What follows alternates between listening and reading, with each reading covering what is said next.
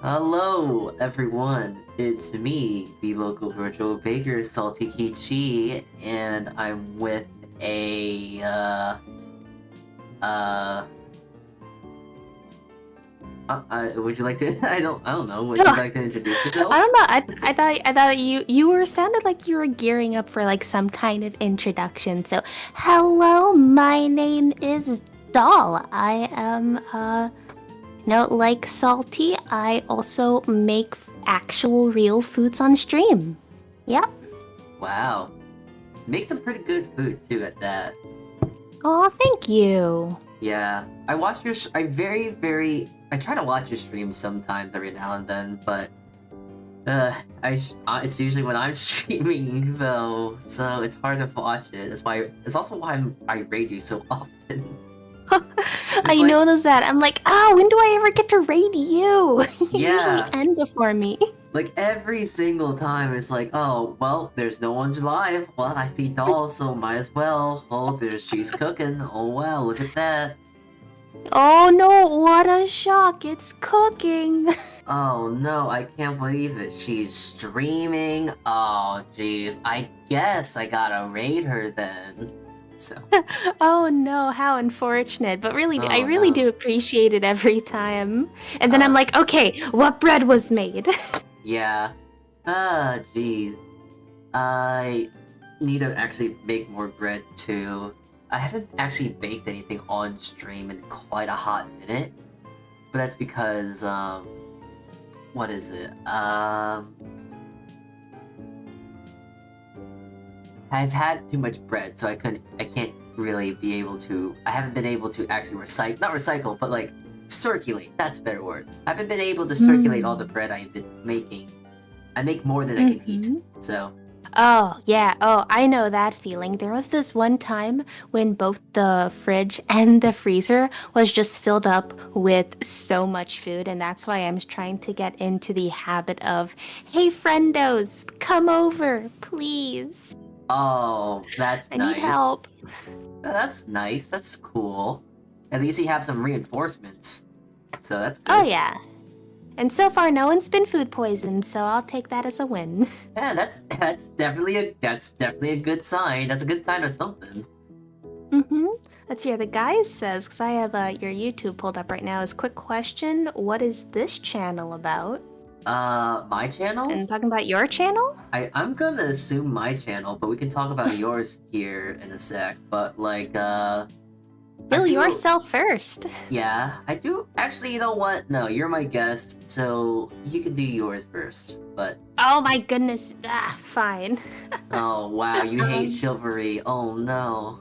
Okay. nya. Uh, Well, since you insist, let's see here. I stream, so you stream on simulcast both YouTube and Twitch. Last I remember correctly, you should be simulcasting right now. yes, Um, yes. but so right now I only stream on Twitch, and I do the VTuber cooking setup where I do actually chroma key everything out except like the table and my hands, and I have a multi-camera angle view for cooking. And it's only cooking. Sure God, if any of my community comes in here and is like, play video games, I'm going to be like, no, stop. Oh wait, I got the perfect video game we can play. So do you know Oh? this? So do you know? Okay, do you have online internet access? Don't answer that question because I already know the answer to it. Do you like simple games like chess and checkers?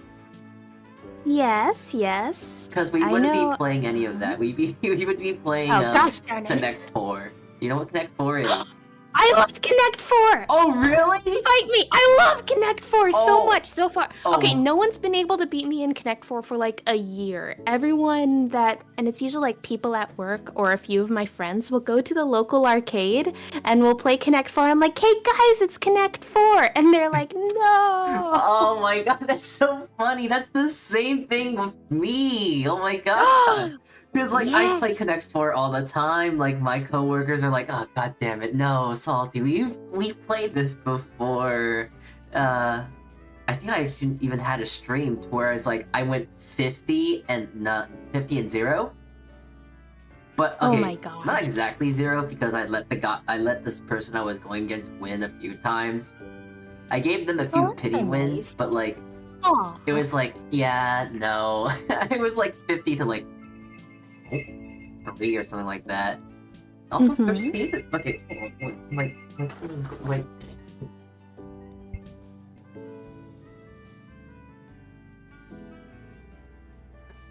Hey guys, while Salty's gone. Oh wait, never mind. I don't know. I didn't expect the package, but my thing was being rang, my door, but no one was there. So yeah, Connect 4. Oh wow, we might have to do a Connect 4 chat. We might have to play some Connect 4 later in this stream, perhaps. So, I am so down for that. Oh, let's go. I think I've done a Connect 4 stream with at least like 5 people. I think I've done at least 5 so far. It's been pretty unanimous. So yeah, that'll be fun. Well, if I'm lucky, I can give you a run for your money. I would love that. I need a challenge. I need someone who can think 50 steps ahead. Well, I'm not sure about 50. I can give you a solid 7. Okay. That's why I don't play chess. Possibly more realistic, honestly. But hey, I play kind of dirty because like I make a lot of traps. So yeah. No, that's what I do too. That's how you play Connect 4. You gotta make the traps and you gotta make them fall for it. Yeah, you gotta make it seem like oh, I gotta block them. Yeah. But if I block them, I lose, and I'm like, haha. Yeah. Yes. So, have you ever played the Connect 4 at an arcade where you have to shoot basketballs? I have not. That sounds pretty cool. Oh my gosh, yes, that's kind of the only way my friends have a chance is if they do that one because, well, now you're putting dexterity and hand-eye coordination into the mix. Yeah. And sometimes the ball just doesn't go where you want it to go. I just want to really quickly change myself real quick, just because I don't like how my mouth is just not moving. There we go. Oh, well. Uh-oh. Oh. Did everything die? No. Oh, no, there you are. Yeah, it just kind of freezes when you change models and all that whatnot, so, yeah. Got it. Yeah, that's technically my Halloween costume, but like, it's good, but like I like this one more, and it's like, Halloween, or this one, or that one, So, someone asked, who is real chef? Of course, one with the hat. Yeah, definitely. Right now, the one with the hat, definitely real chefs. Both real chefs. I mean, I'm gonna go out and say it. From what I see you cook and all that, I think you could probably give me a run for my money for when it comes to cooking. At home, I guess, more or less. Yes, because, at home. Yeah. And I'm saying that just mostly because when I'm at my job, there's so much equipment, ingredients, there's a lot of luxury there. But when we talk about like, oh, what do I have at home? Honestly, what I have in my refrigerator right now is probably like celery, carrot, and onion, and garlic. Of course, garlic. Yeah, I usually just have those 3 things around because that's like the basic stuff to cook with. But I don't really carry much of anything else. Then I also haven't just gone shopping in a while, so there's that too. You know what? That's fair. When you get off of work, do you get to bring food home? Yes, but I tend to not do that very often. It depends. Like, oh, I want to make curry one night, and I don't have a pepper, so I ask my coworker, my boss, like, hey, can I steal a pepper? And they're like, yeah, sure, go ahead. So, hey, it's great working in the kitchen, because sometimes they let you off a little bit easy on some things that cost like $5. And I know. I don't know if I. Sorry. No, you go first. No, you. Okay. I don't know if I told you, but have I told you that I actually worked a sushi counter before? No, that's really interesting though. Do tell. Yeah, so it was back in college. I learned how to make.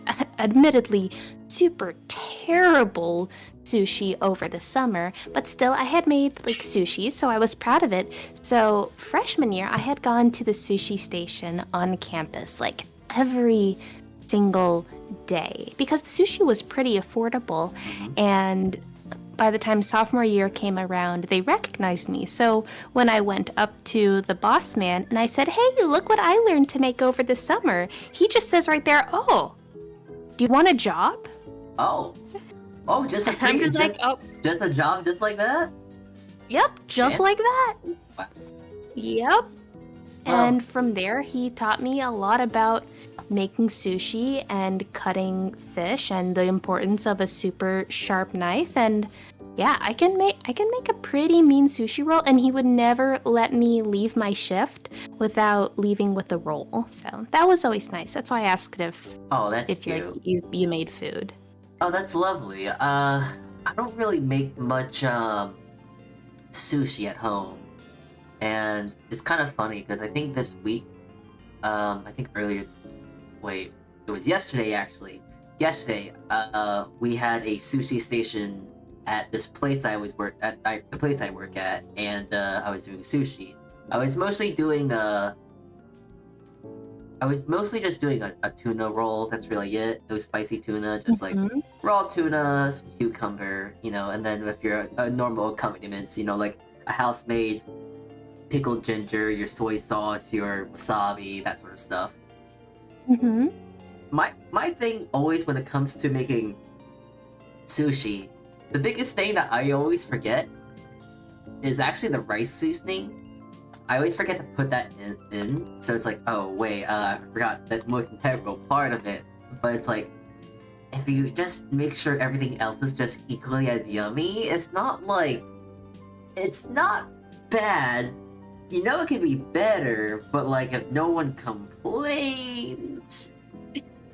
Well, if I'm making it for myself, there's of course a lot of leeway. And Yeah. I still don't 100% remember how Boss Man made his rice, but part of my mind just swears that he just added like a little bit of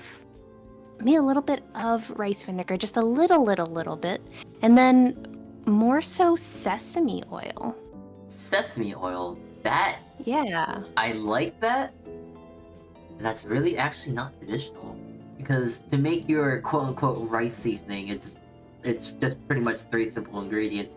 Rice vinegar, sugar, and I believe either mirin or water. Take your pick, really. Yeah, no, that's not what I remember Might him be some. making it, but yeah, and interesting times, and he was very passionate about, and he still really is passionate about his sushi. So I still go back to that sushi stand every now and then. Oh, that's lovely. Good stuff, good stuff. Hmm. So what's your favorite thing to make when you're like in the kitchen and such? Your professional one, that is. Professional kitchen. Uh-huh. That's hard because we don't. Okay, so since okay, so hmm. So in the professional kitchen I work in, the commercial kitchen I work in, we kind of don't make our own thing. We kind of follow our set menu. We make that. And on occasion we have specials and whatnot.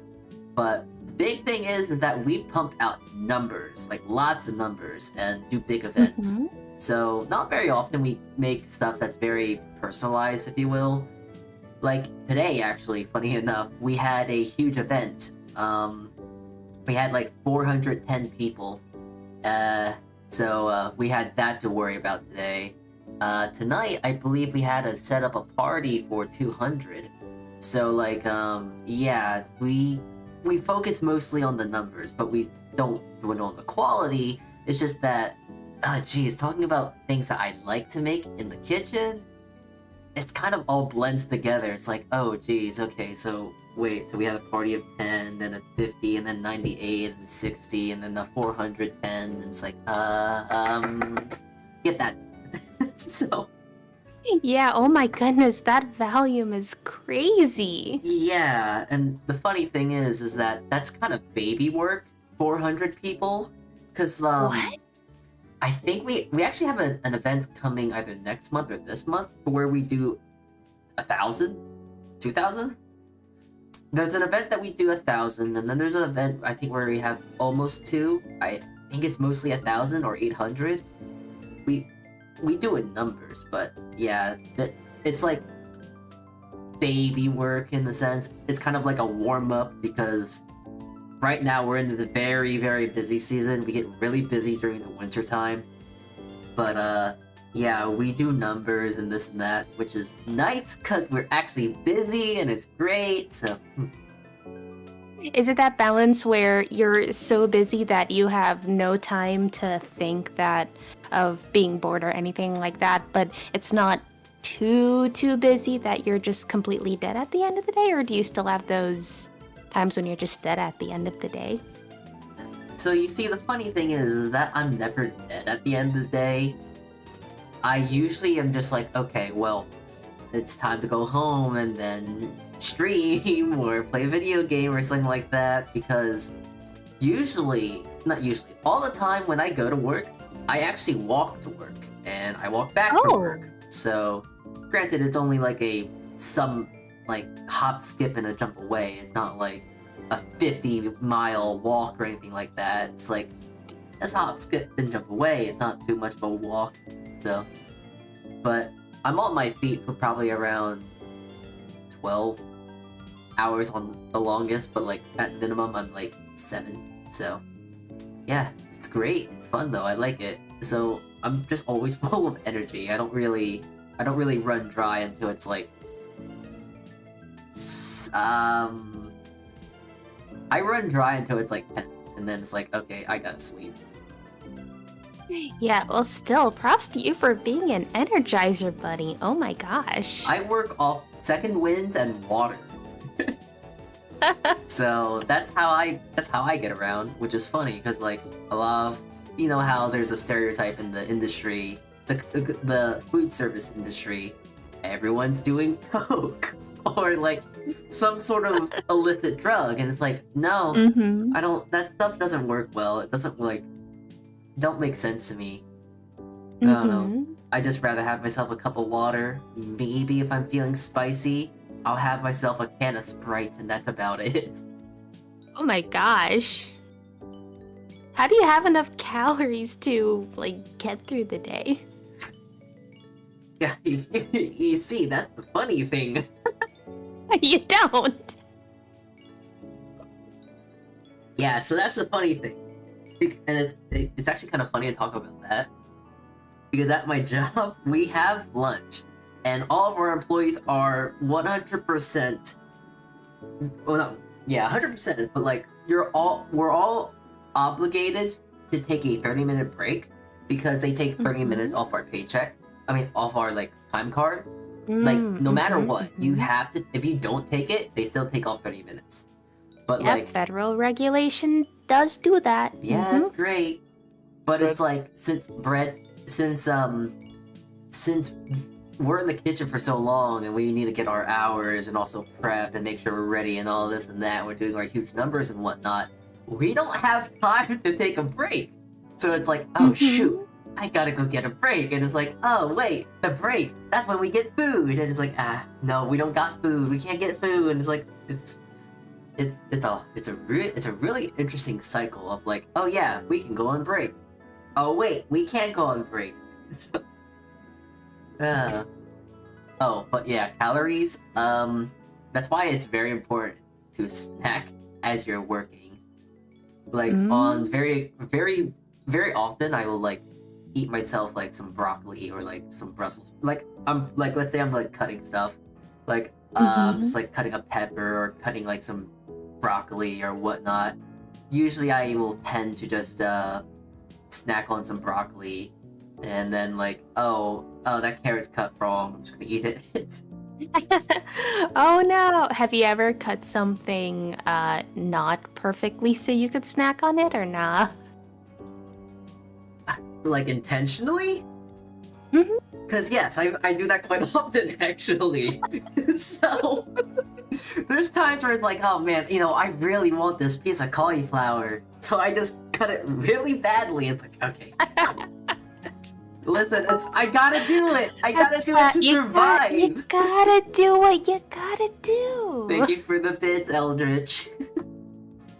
Yeah, it's like, oh geez, listen, I can come in every day, and usually every single day I bring an apple, because I at least try to have something for breakfast. I have to at least I have to at least have something in my system. Either be water, an egg, an apple, just something to get myself working, get myself started through the day. But, heck, even a bottle of orange juice, just calories, I need something to get me going. Mm-hmm. But then usually I skip lunch and then I usually commit fully to like a good dinner. That's where I usually wake up in. Okay. A question. What is this showdown, please? I don't know. I don't know what he means by this. Like, are we talking about like Pokemon Showdown? Because I don't. Yeah, with that, I don't believe you know what Pokemon Showdown is. Nah, I've stayed away from Pokemon a decent bit, so Yeah, I like Pokemon. I'm a very big Pokemon fan. Very excited for some of the games coming out, like Pokemon Arceus. ZA. Oh my god, they're bringing back an old mechanic, which isn't really that old, but like it's like from 2016 or something. It's a cool. It's Mega Evolution. Oh my god, it's that thing. Oh, they're bringing it back. So I'm excited for that to come. But Z and A, is that the newest titles? Pokemon Legends ZA. Oh, Legends. Yeah. It's like, have you heard of Pokemon Arceus? Heard of it? Is that the one where 3D. Yeah, Pokemon it's can 3D you. and it's kind of like ancient. Yes. That's Legends Arceus. So think of like ZA almost being like not a sequel, but like a continuation of that style of game. So yeah, that's what I think it's gonna be. So is it like what all the other Pokemons are to each other, like what gold and silver is to red and blue? Oh dear. I imagine that's probably the last Pokemon game you've played? Oh, it's not. Okay, that's good to hear. What was it though? Oh gosh, the last Pokemon game I played? Oh gosh. Oh wait, I think it was actually X. But I didn't finish it. No, that's not bad. Pokemon X and Y, I actually started in Black and White too, the second one. So, okay, I haven't played any of the Blacks and Whites. Yeah. Either of them. I actually went back when I played Pokemon Black and White. I actually played, I played Heart Gold. I played Diamond. I didn't play the Ruby, Sapphire, and stuff because Omega Ruby and Alpha Sapphire came out at that time, so... Okay. Yeah. But I've played a pretty good third chunk. gen is good gen. I don't really know which gen would be my favorite, because I would say, like, 4th gen would be my favorite, because I like the evolutions and all the Pokemon, and also Cynthia was a monster. So... That's Diamond and Pearl? Diamond and Pearl, yes. Okay. But I also have a soft spot for Unova. I really like Unova, which is the 5th gen, which is Black and White 2. Black and White and Black and White 2. Okay. Oh yeah, the new Pokemon leaks. I've heard about that, but I haven't really delved too much into it. Something about like something Typhlosion, and that's pretty much as I got. I don't really understand. Oh yeah, I saw like hashtag Typhlosion was trending and I didn't know why, and I was scared because I'm slightly scarred on Vaporeon for reasons. So I'm like, I hope they didn't do anything to my Typhlosion, because I love Typhlosion a lot. I still don't really understand what the deal is with Vaporeon. It's just like it's the purple. It's the purple. That's Espeon. But I'm thinking about the shiny. No, the shiny's pink. Either way, it's like, oh, it's the water dog. fox, cat. What are the evolutions? Are they a fox? Are they a cat? Or are they a dog? I think they're supposed to be. I think they might be supposedly dog-ish, but that's because the legendary dogs was like Suicune and yeah, and them like they're called the legendary dogs. yes, But they all like died in that tower fire. yeah, And that tower fire was where the evolutions are. So Mhm. it's like from that line of thought, maybe the Eevees are dogs, even though they don't look like dogs. I mean, technically, that has never been confirmed. I think has it been? I'm not sure. I'm not sure. But also, I think it's heavily implied. it's heavily implied. But my God, I remember. I'm not sure if you know of it, but like the recent title, Pokemon Scarlet Violet. They released a trio version of those three, but like the main thing about Pokemon Scarlet and Violet is that there's these new kind of Pokemon called Paradox Pokemon, and they are usually from the past or the future. So it's really funny when they bring past Pokemon of those Pokemon, of Raikou, Suicune, Riolu, and stuff like that. But Yeah. but it's like it's funny because people were starting to theorize like, wait, how do they exist? Because if they're the past and like these three were reincarnated, then how do they exist? But that's the thing. It's a paradox Pokemon. It's a paradox. It's not supposed to be existent, so it's a paradox. But a lot of people were taking it a little bit too literally, if you will. So yeah. Got it. Yeah. Either way, I have no idea what's going on with Typhlosion. I hope Neither do I. I hope that it's a good thing and not a bad thing for my boy. Oh boy, come on. You know what would be trending on Twitter. It's not good stuff, unfortunately. Exactly, that's why I don't click on anything that's trending on Twitter anymore, except for that everyone's migrating now. But that's Oh, because good luck going yeah. on Twitter right now without being pelted in the face with, the new stuff. The Yeah. blue butterfly. Blue and Sky, such. yeah. Yeah. I actually made a Blue Sky and I actually really like it. It's like it is literally just Twitter, but better. So But with not all the stalkery syndromes. yeah. And like there's so much, what is it? There's a lot more, there's a lot less ads, there's a lot less bots, and it's a lot less obnoxious, which is the big thing. So There you are. yeah. Found you. where where did you find Sky. Oh, wow, already? Damn. Yeah. That's nice. Now the only thing is, it's just cause it's a little small thing for me, just because I'm picky with my follows sometimes. I'm trying to see if I can somehow turn off reposts because I don't really like I don't like reposts. Not all the time. No. It depends. I don't know. Haven't played around it. Made the account about 6 hours ago, maybe. Ah, okay. Well, I mean, I'm not too far either. I made mine,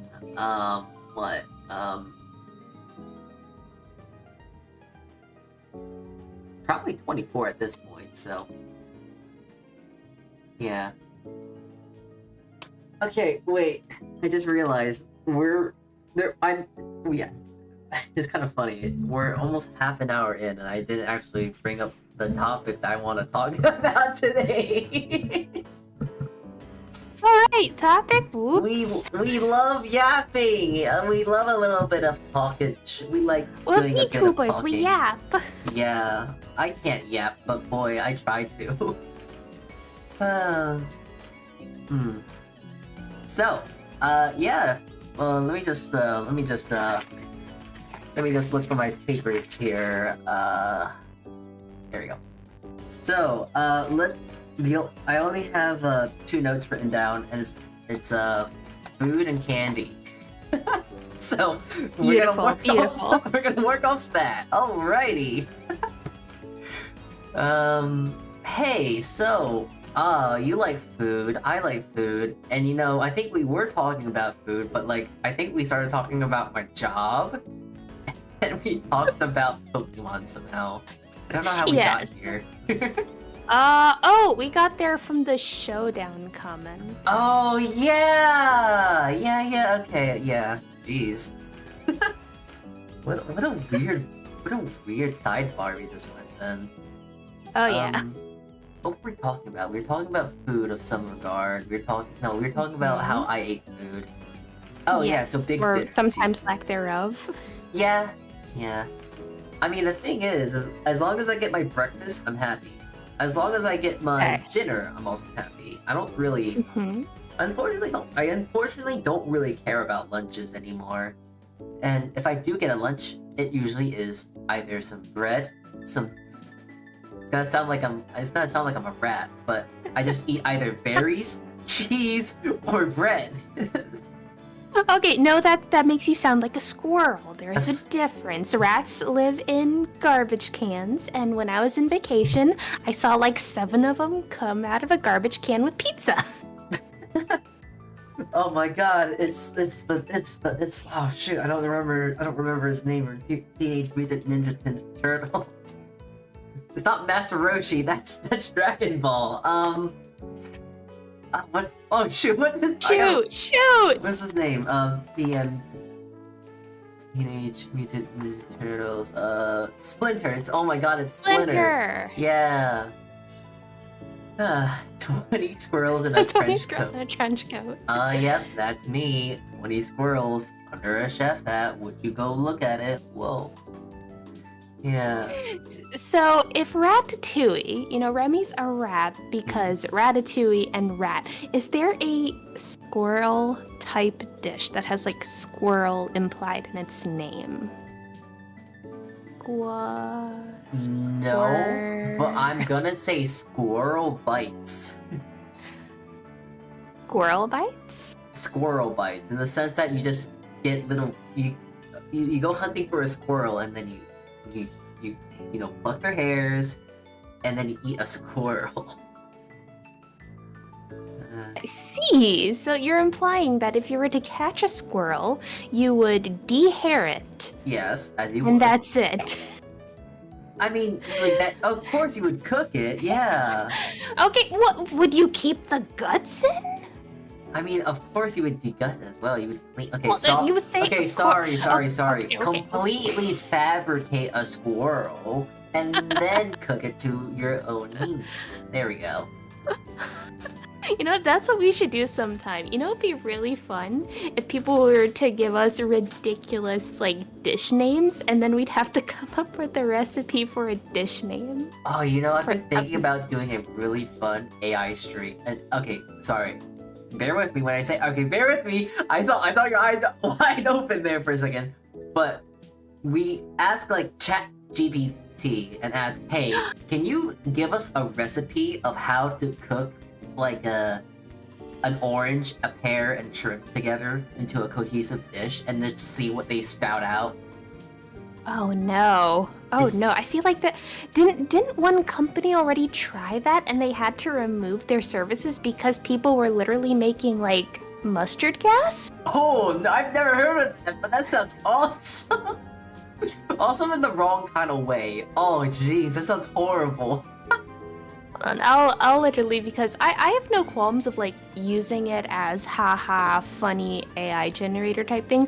I'll literally go there and be like, give me 10 ridiculous recipe names.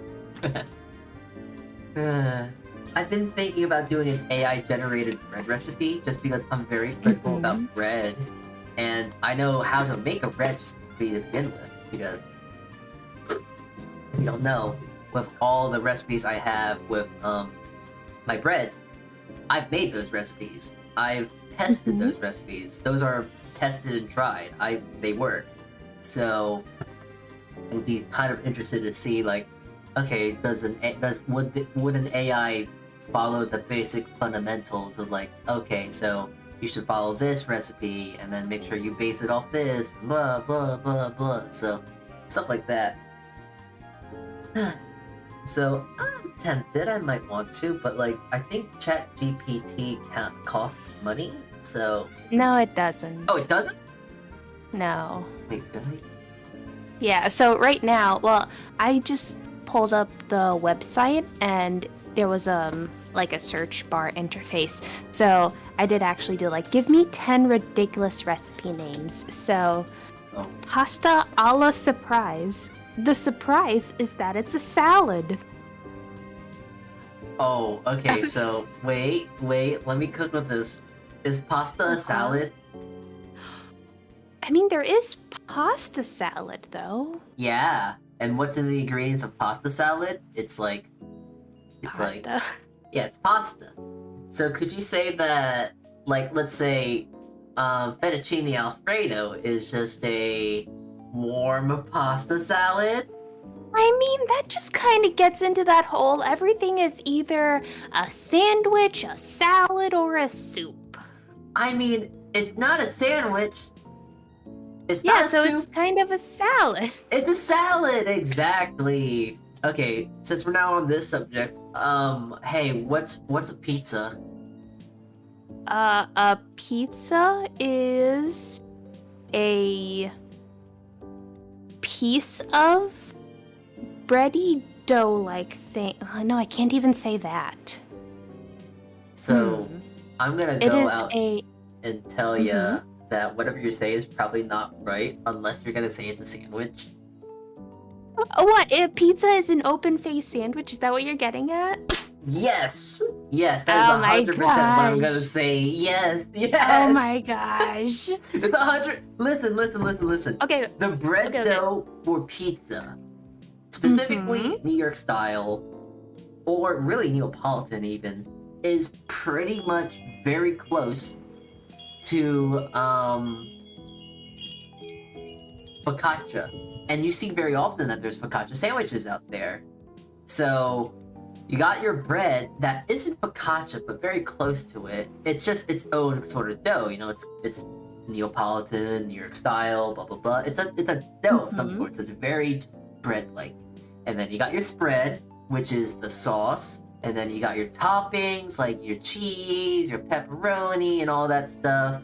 And like, there's like several ways of eating pizza. Like you can eat it normally, but there are some people out there that will fold it. And that becomes a closed face sandwich then. But if you fold it, I don't know, if you fold it, doesn't it just become a taco? A taco Because it's would still connected. Well, a taco would imply... Well, it wouldn't really be a taco. It'd be more of a hot dog, if anything. Because a taco would imply a flour-based tortilla or a corn-based tortilla. And tortillas usually don't have any sense of leaven. They are usually a flattened, rolled out, or compressed piece of dough. So, no, it wouldn't be. But wouldn't the whole thing about New York style pizza though is that the crust is very, very thin? So what's your point? It's still bread. So,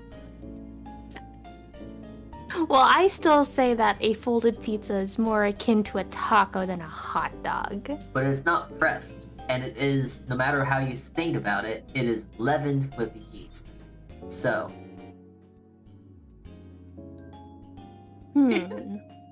So it's not possible to have a taco that has leavened starch. So then what about those pizzas that are There's no leavened starch. When I talk about leavening, I'm talking about like yeast, your baking powders, the stuff that creates leaven within your dough. Yeah. You know? Well, yes. Yes. I guess what I'm trying to think. 'Cause I'm trying to think of a lot of things now on what classifies as what. So, what about those, say, pizzas or stuff? Or have you ever heard of a chaffle? I have never. Let's start with that. When you say chaffle, I think of a chocolate waffle. I don't know what a chaffle is. Okay, so I'm familiar with a chaffle being a waffle that is made completely out of cheese.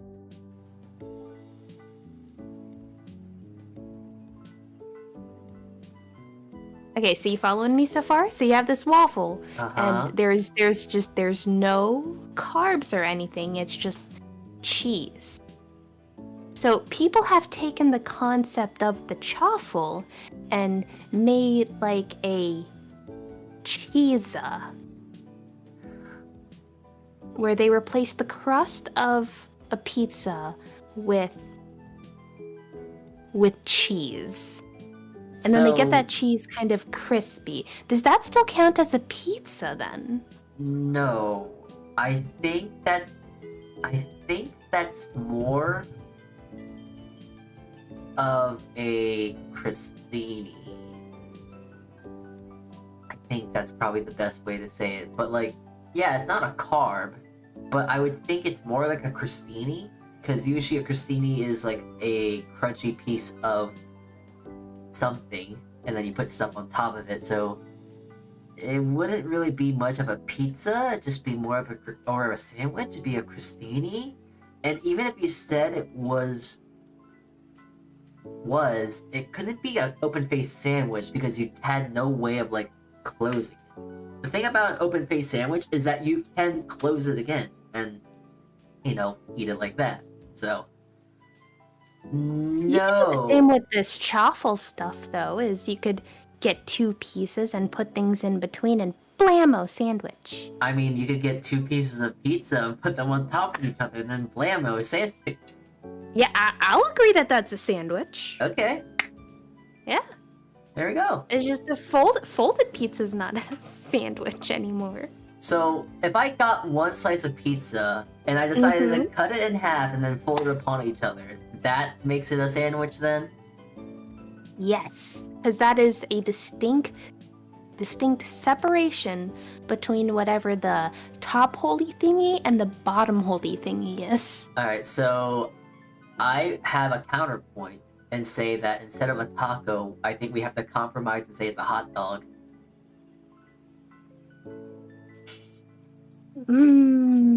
But isn't the argument that all hot dogs are tacos anyway? No, Because I that think it's... still fulfills the requirement of it, whatever the outside grabby thing is, that is one continuous thing. But so is pizza, if you think about it. Like, let's talk theoretics here. If you're an absolute This is why this psychopath- conversation doesn't exist. If you are an absolute psychopath and you flattened out a hot dog, and then you put ketchup on it, and then you put like the hot dog on top, that would be The hot in a dog bun. really messed up world of pizza. I mean, technically, but we agreed that pizza's kind of an open-faced sandwich. So if you flatten the hot dog bun and you put the hot dog on top of it, that's still just an open-faced sandwich. I mean, yeah, but pizza is a sandwich. Okay. Here, I gotta compromise. All right, I gotta compromise. All right. Okay. Chicago deep dish pizza is an open face sandwich. Okay. Wait, is it Chicago deep dish, Right? or am I thinking of something else? Oh, I think I'm thinking of Sicilian. Because because technically Chicago deep dish pizza is not pizza. It is a tomato tart. It is not pizza. Tomato tart. Maybe that's why I like it so much. They just make me sad. I love it's delicious. There's so much cheese, and if you go to the right place and the crust is all like it's buttery and everything holds together. You just really have to like butter, tomato, and cheese, and then you'll like Chicago deep dish pizza. It's too French American for me. I can't handle that. I love nearly all foods equally. You want to do like a New York style pizza, Chicago style pizza, Detroit style pizza. I'll maybe make an exception for California Pizza Kitchen, maybe. California pizza? Oh, I gotta look this up now. I've never heard California pizza. Really? California rabbit? Interesting. Oh, is this that frozen pizza stuff? They have a frozen pizza chain, yeah, but they started out as just a restaurant. I mean, I'm looking at the images on Google Images. They're not. It doesn't look horrible, but I'm not to be swooned over by pictures alone. Darn. I don't trust pictures. Pictures aren't. They don't mean Good. everything. Good. That is 100% the truth. You cannot trust so many food pictures. I'll say there's only a handful of times where the food on stream turned out really, really bad, but it looked really, really good. Yeah. Yeah, and I still posted the picture, but I'm like, I can't eat this. Yeah. There's a whole bunch of times where, like, less that for me, but it's more like, oh man, this looks really, really bad, but it tastes really, really good. Mm-hmm. Yeah.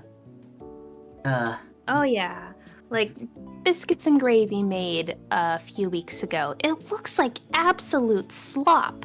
So tasty. But it's good slop. It is good slop. Oh wait, okay, so now I gotta ask you, what kind of biscuits and gravy? Did you do biscuits and literal gravy, or did you do biscuits and sausage gravy? Sausage gravy, of course. Oh if it's yeah! with biscuits. Nice. Yeah. That's the way to do it. All right. Nice. Nice. Nice.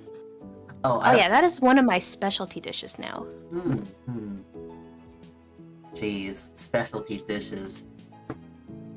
You know, I think we very lightly touched over the subject, but like, there's actually I've always tried to thought like, oh, what's my signature dish? What's like a signature thing I make at like. What's your Shokugeki no Soma dish? Yeah, what's the thing that will like put people on their feet and stuff like that and go like, wow, that is amazing, oh my god, you're the best chef in the world. It's like, I can't really think of any, because like, once more, talking about my job kind of clouds my perception because we cook so much food that I can't keep track of it all. And then at home, I cook so much food that I can't keep track of it all. So it's like, bread. Because that's the only thing that I keep consistent, and like the thing that I really like to make. And it's like, bread. I think there's like a few things, like I can make really good bread. I can make a lot of good sandwiches. I make pretty good sandwiches, I'm not gonna lie. And then it's like I make like chicken marsala really well. Ooh. I make a really good mashed potato, like a really good mash. And you wanna know the secret ingredient? Cream? Salt. It's just salt. You see, you can add as much butter as you want, you can add as much cream as you want, but you need to add just the perfect amount of salt. So I believe that. yeah, Salt is very powerful. it's very important. Yeah, if you don't have enough salt, you can't do anything. I mean, you can't make anything taste good. Not to say you can't cook without salt. You can. That's why you have your acids, your vinegars, your sort of stuff like that to help introduce more sense of flavor. But salt just works the best alongside MSG. Well, that's why that whole food theory is salt, fat, acid, heat as one of the fundamentals of cooking. Salt, fat, acid. I would think that it would be more salt and then acid. Fat doesn't really. So the thing about what fat does when it comes to flavor, you don't really sense it. It kind of coats your tongue. So, of course, it coats your tongue and you can get all that flavor, but it's fat. Like, if you ever rub fat on your fingers, your hands don't absorb the fat all the time. So, or at least it doesn't absorb it as well as, like, water, you know? So, like, when we talk about that, it's more like acid, salt, and then if we really want to be technical here, then it's like, oh, bitterness, sweetness, umami, and all that sort of stuff, you know? Well, I say that because it It was a pretty famous mini document series on Netflix, Salt, Fat, Acid, Heat. That's more what I was referring to. Highly recommended. I can definitely see how that does make sense, because like there's always times when I make food at least, where it's like, oh, it just needs a bit of like lemon, or like this would be really good with a pinch of cayenne, and then there's like this could use a bit more butter, and there's stuff like that, you know. Yeah, So it's that all about definitely makes balance. sense. Yeah. Speaking of like flavor and stuff like that, you know what's like an extremely underutilized flavor profile that actually is really, really fun to use? Bitter? Bitterness. Yes, yes, yes. Oh, I love using a bit of bitter in some things. Very specifically though, you have to be cooking the right thing to make bitterness work. Like Like what? a lot of Asian food, honestly. A lot of Asian food and barbecue. But like I think most Asian food really does use all the flavor profiles to their best advantages. Like, they obviously use salt with soy sauce, umami flavors from the MSG, the soy sauce, seaweed, nori, all these umami bombs they add into their food. Then you have your acids, like the rice wine vinegars and other sort of stuff that you would add that are acid, like lemon and all that whatnot. And then you have your spiciness is capsaicin is not a flavor profile. Capsaicin. Yeah. No. Okay, so sweetness. Oh yeah, they use a lot of sweetness in their stuff. You know, a lot of sugar, melon, honey, sugar, a lot of granulated sugar, honestly. But yeah. And they use a lot of bitterness as well, in like the sense that they'll burn stuff more often. But that burnt bitter flavor is balanced by like all these other sort of flavors that just work well in conjunction with each other to make this beautiful melody of food. It's great. And you want to know a real good example of that? The perfect example? Fried rice. Fried rice. Okay, very fair. Like that probably has one of the best flavor bombs you can ever have. Like, you know, you obviously put MSG in it, obviously. You have your salt from the soy, you have your umami from the MSG and the soy, because there's actually MSG in soy sauce. Then you got like the sweetness from your veggies and sort of such. You got the bitterness from the wok hei and the burnt, like not burnt oil, but like the char that you get from the wok that you use. That's why using a wok is really nice. And I know there are some people that tend to put rice wine and vinegar, or at least a splash of it, in their fried rice. Though I kind of got myself there. Not very often will you see like any sort of acid or something sour in a fried rice, but usually fried rice is like the best way of like, oh yeah, all these flavor profiles, you can really taste them in the fried rice. Rice wine vinegar or cooking wine? So I only ask because I have both in my kitchen regularly, but every time I've made fried rice, I've never used rice wine vinegar. I've always used my, was it Xiaxing cooking wine? Shashu? No. Let me grab the bottle. Well, okay. Let's see here. That is all in Chinese. Nope, can't read that. Just a big old note. Do some Google translating. Do the thing. Let's see here. Han Biao Le Du Vin de Cuisine. What? Oh, is it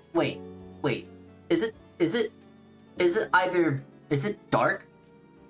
No, it is clear. Oh, I don't know what the heck it could be then. I know. I'll send you a picture. All right, I'll take a look. Let's take a little look-see.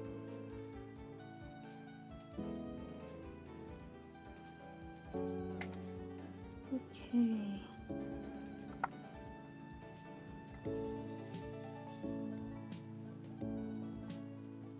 messages. I'm ready to see this thing. Because, like, there is a difference between using cooking wine versus, like, versus actual rice wine. Oh. It is sent. Oh, I have no idea what the hell that thing is. I've never seen anything like that.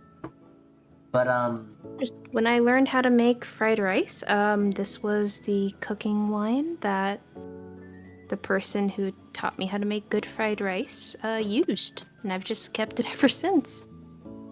it looks interesting. I've never seen anything like that. If anything, I would have thought that it would be like some... I thought it would be like a Shaoxing wine or something like that, because that's a very traditional cooking Chinese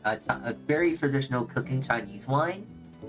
It's essentially, it's not exactly, but it's kind of like a red wine, but like, anyways, to answer your question, using a cooking wine versus a rice wine vinegar. So there is a difference.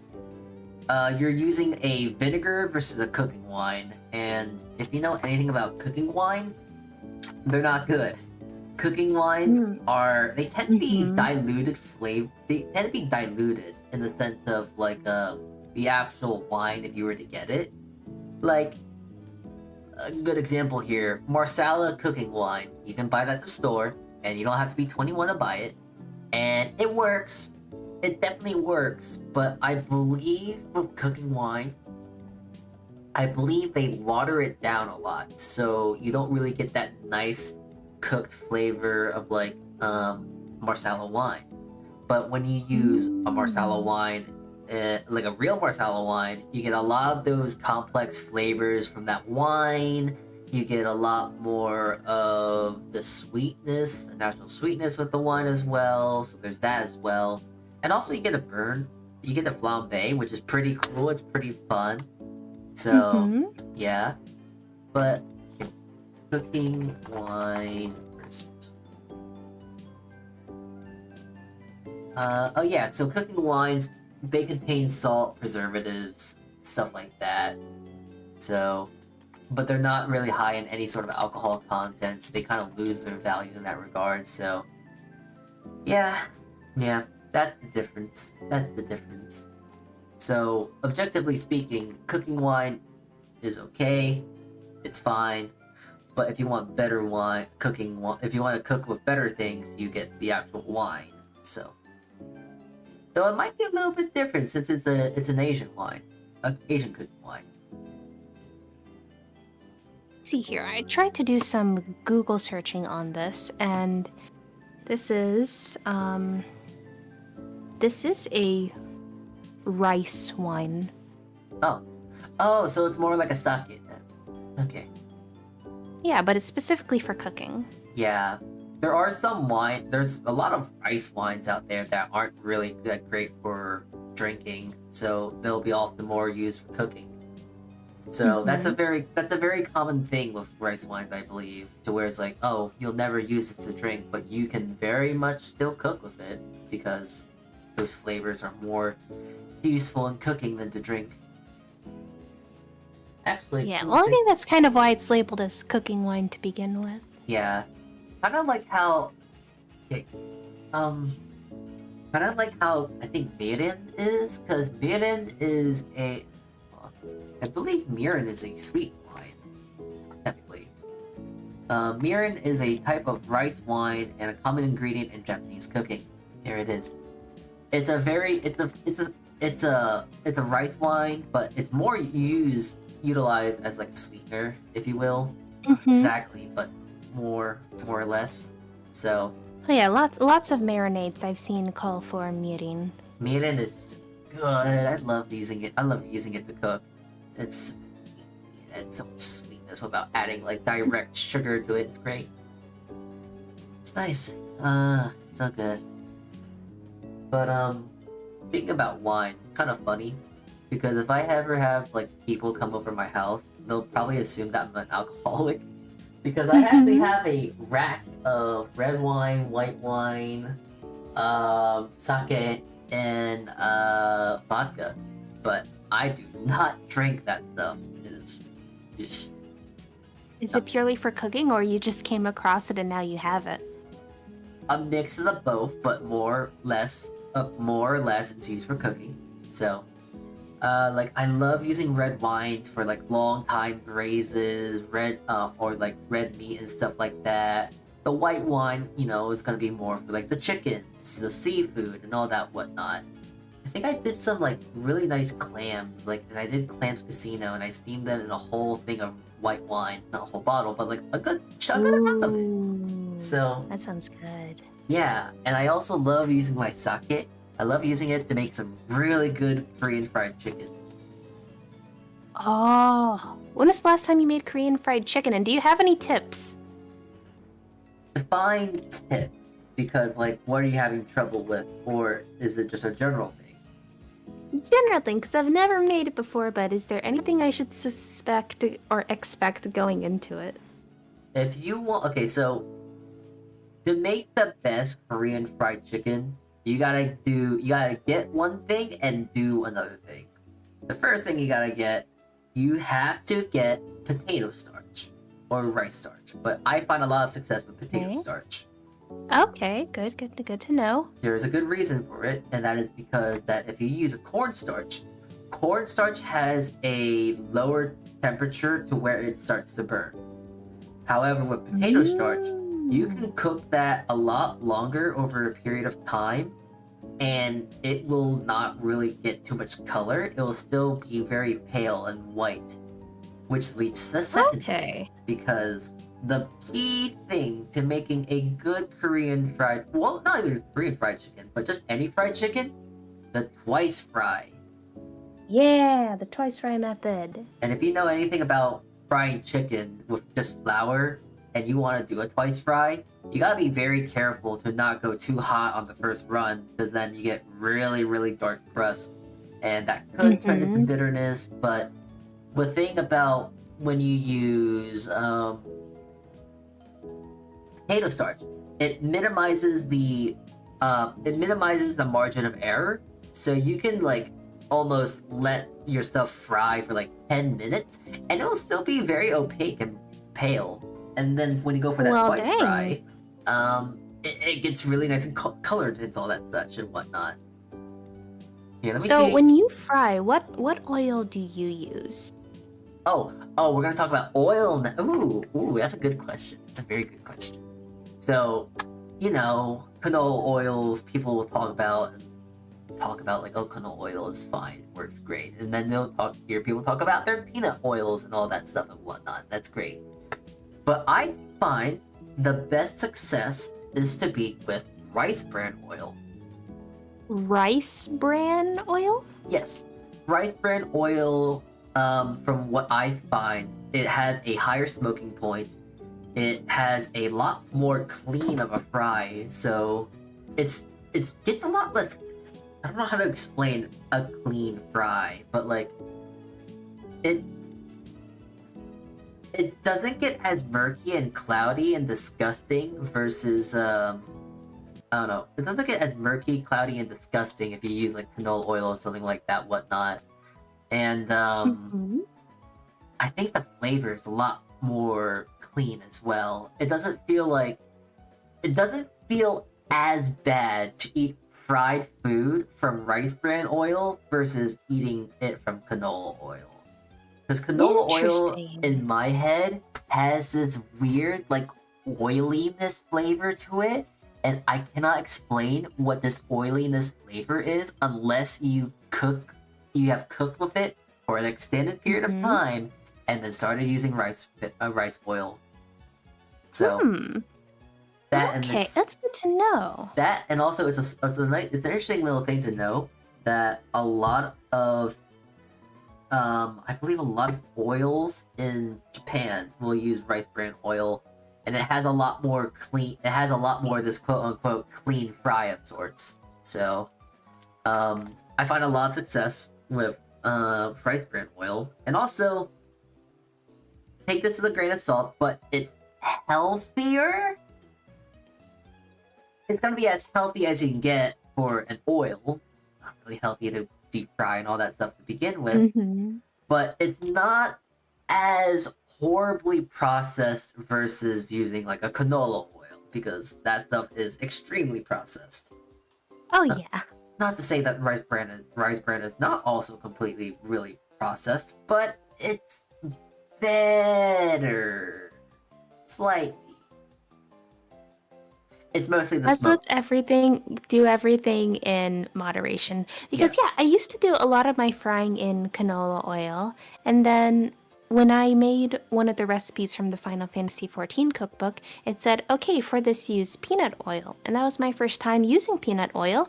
And I will say that I was much happier with the results with peanut oil. It's just peanut oil is kind of expensive, but I'll pull it out every now and then. So guess I gotta find this rice bran oil. Yeah. Hmm. Peanut oil is quite nice. It's just that if you are weak, you can't have it. Uh, but rice bran oil has such a nice flavor to it, has a high smoke point, and it adds like, a nice bit of rich nuttiness to your food. And it's like, oh, it's lovely. It's great. It's so good. Fancy You have me stuff. sold. Completely sold. Yeah, We'll be looking for it. yeah. Rice bran oil, it's great. It's good. It's clean. And it doesn't and it's like it's weird to explain it, but it has less flavor than canola oil, which I think is a good thing. I think canola oil has a lot of flavor, actually. And it's not good. Oh. So Yeah, no, it's not. it's No, not it's good not. flavor, so it's like, hey, that's for the better, really. Yeah, and it is really one of those things where you have to cook with it for a really long time to start knowing what that flavor is. Yeah. So you definitely probably know what I mean by that. It has that canola flavor. It has like that really Yeah. almost hyper processed flavor to it, right? Mm-hmm. To where it's Yeah. almost like you're okay, this is a weird analogy, but it's almost like you're sniffing the vent of your car. I was thinking like sniffing the grate of those grates under the microwave That's probably because that probably oh, better. Yeah, that makes a bit more sense, and it's a lot less dangerous. So, yeah, I just sniffed the canola oil right now and I'm like, yep, that is the canola oil smell. oh boy, I have to actually go stand. I actually gotta go walk and go find my rice bran oil. It's like, oh, it's like 5 feet away, but oh, that's 5 feet way too many. I don't feel like taking 5 feet. Rah. Hmm. I just completely redid the wall that's by the cooking station. And what there used to be is there just used to be two shelves that kind of spanned the entire wall. And just in the past week, took out those shelves and put up new shelves. And are you familiar with track shelving? Crack shelving. I am going to say no because I've never heard of that term. Okay, so track shelving is when you have these vertical kind of supports for the shelves, and there could either be single slots going up and down, or I Oh, opted for the yeah, more yeah, heavy okay. duty. Uh-huh. Yeah, so I installed that on my one wall in the kitchen because there's one wall in the kitchen that's completely blank, and just bought a bunch of brackets and shelves, and it's so nice to be able to customize the height of everything. So now Oh. just everything is kind of just one grab away. Very, very nice. Oh yeah, having shelves is so nice. Like, I actually have two shelves in my apartment here, and the two shelves are kind of segregated. Like, one is specifically for baking, one is specifically for Hmm. cooking. And like on my one shelf, there's my pans, my pots, my stuff like that. And then there's my cast irons, my sheet trays, my stuff like that. So it is kind of funny to look at because, like, if I were to take a picture of it all, you would think that I took a picture of something from a kitchen, like a commercial kitchen, because I have that much Hmm. equipment. But yeah, like here, going off what I see right now, I have 5 bowls, a bunch of pint, quart, and cup containers, a Hmm. microwave, a bamboo steaming basket, a wok, 3 cast irons, a 5-pound bag of rice, 3 pots, 2 pans as nonstick, 2 Pullman loaves, 2 cast irons, a toaster, food processor, Dutch oven, toaster, cups, onions, pasta machine, vacuum sealer, and all that sort of stuff. Okay. Oh my gosh. Yeah, I'll have to send you a picture of it after stream. It's quite extensive. Yeah, thankfully, being the guest here, I have like free hands to do stuff. So there's the do picture of the current setup. Damn. Ah, boy. But shelving is great. I'm so happy that kind of more of the trend of, hey, it's actually much more efficient to have open shelving in your kitchen than trying to hide everything behind cabinets. Oh, okay, so have you indulged yourself in the luxury of squeezy bottles yet? Squeezy bottles? Squeezy bottles. In what context? Hold on.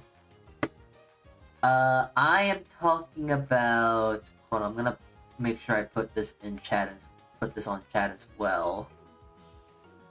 Hold on, I want to put this on stream as well, but I'll send you the picture. Oh yeah, that is very nice and organized. Wow. But I'm talking about these. Oh, those boys. bottles. Yeah, I call them squeezy bottles, but like. These things are great to have around. Like, I like to fill them with water, vinegar, oil, soy sauce, all that sort of stuff.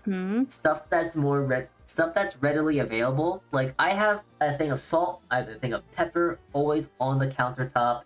And then I have my oils, and then, like, my soy sauce and stuff like that. They're very nice to have around. They're great, because then I just, like, pop the cap. And I don't have to like worry about, okay, I need a tablespoon or like a teaspoon. Like, yeah. And then you kind of go like, oh, okay, so one quick squeeze, that's a teaspoon. So it becomes muscle memory at that point. That seems very, very convenient and seems like it'd be so satisfying because, as you see in mine and some of my dry goods, put those into their own airtight containers, but you can see all of the oils and vinegars on the right still in their original bottles.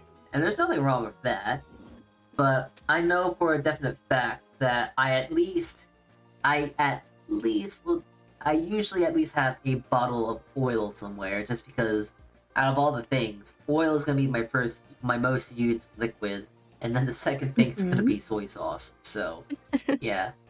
Those two things go hand in hand. That's a great idea. I might grab that and kind of fill them up with some of the stuff. Take it, run with it. Yeah. It's just an easy way of cooking. And then you got another thing that I would recommend for your kitchen that's very useful to have.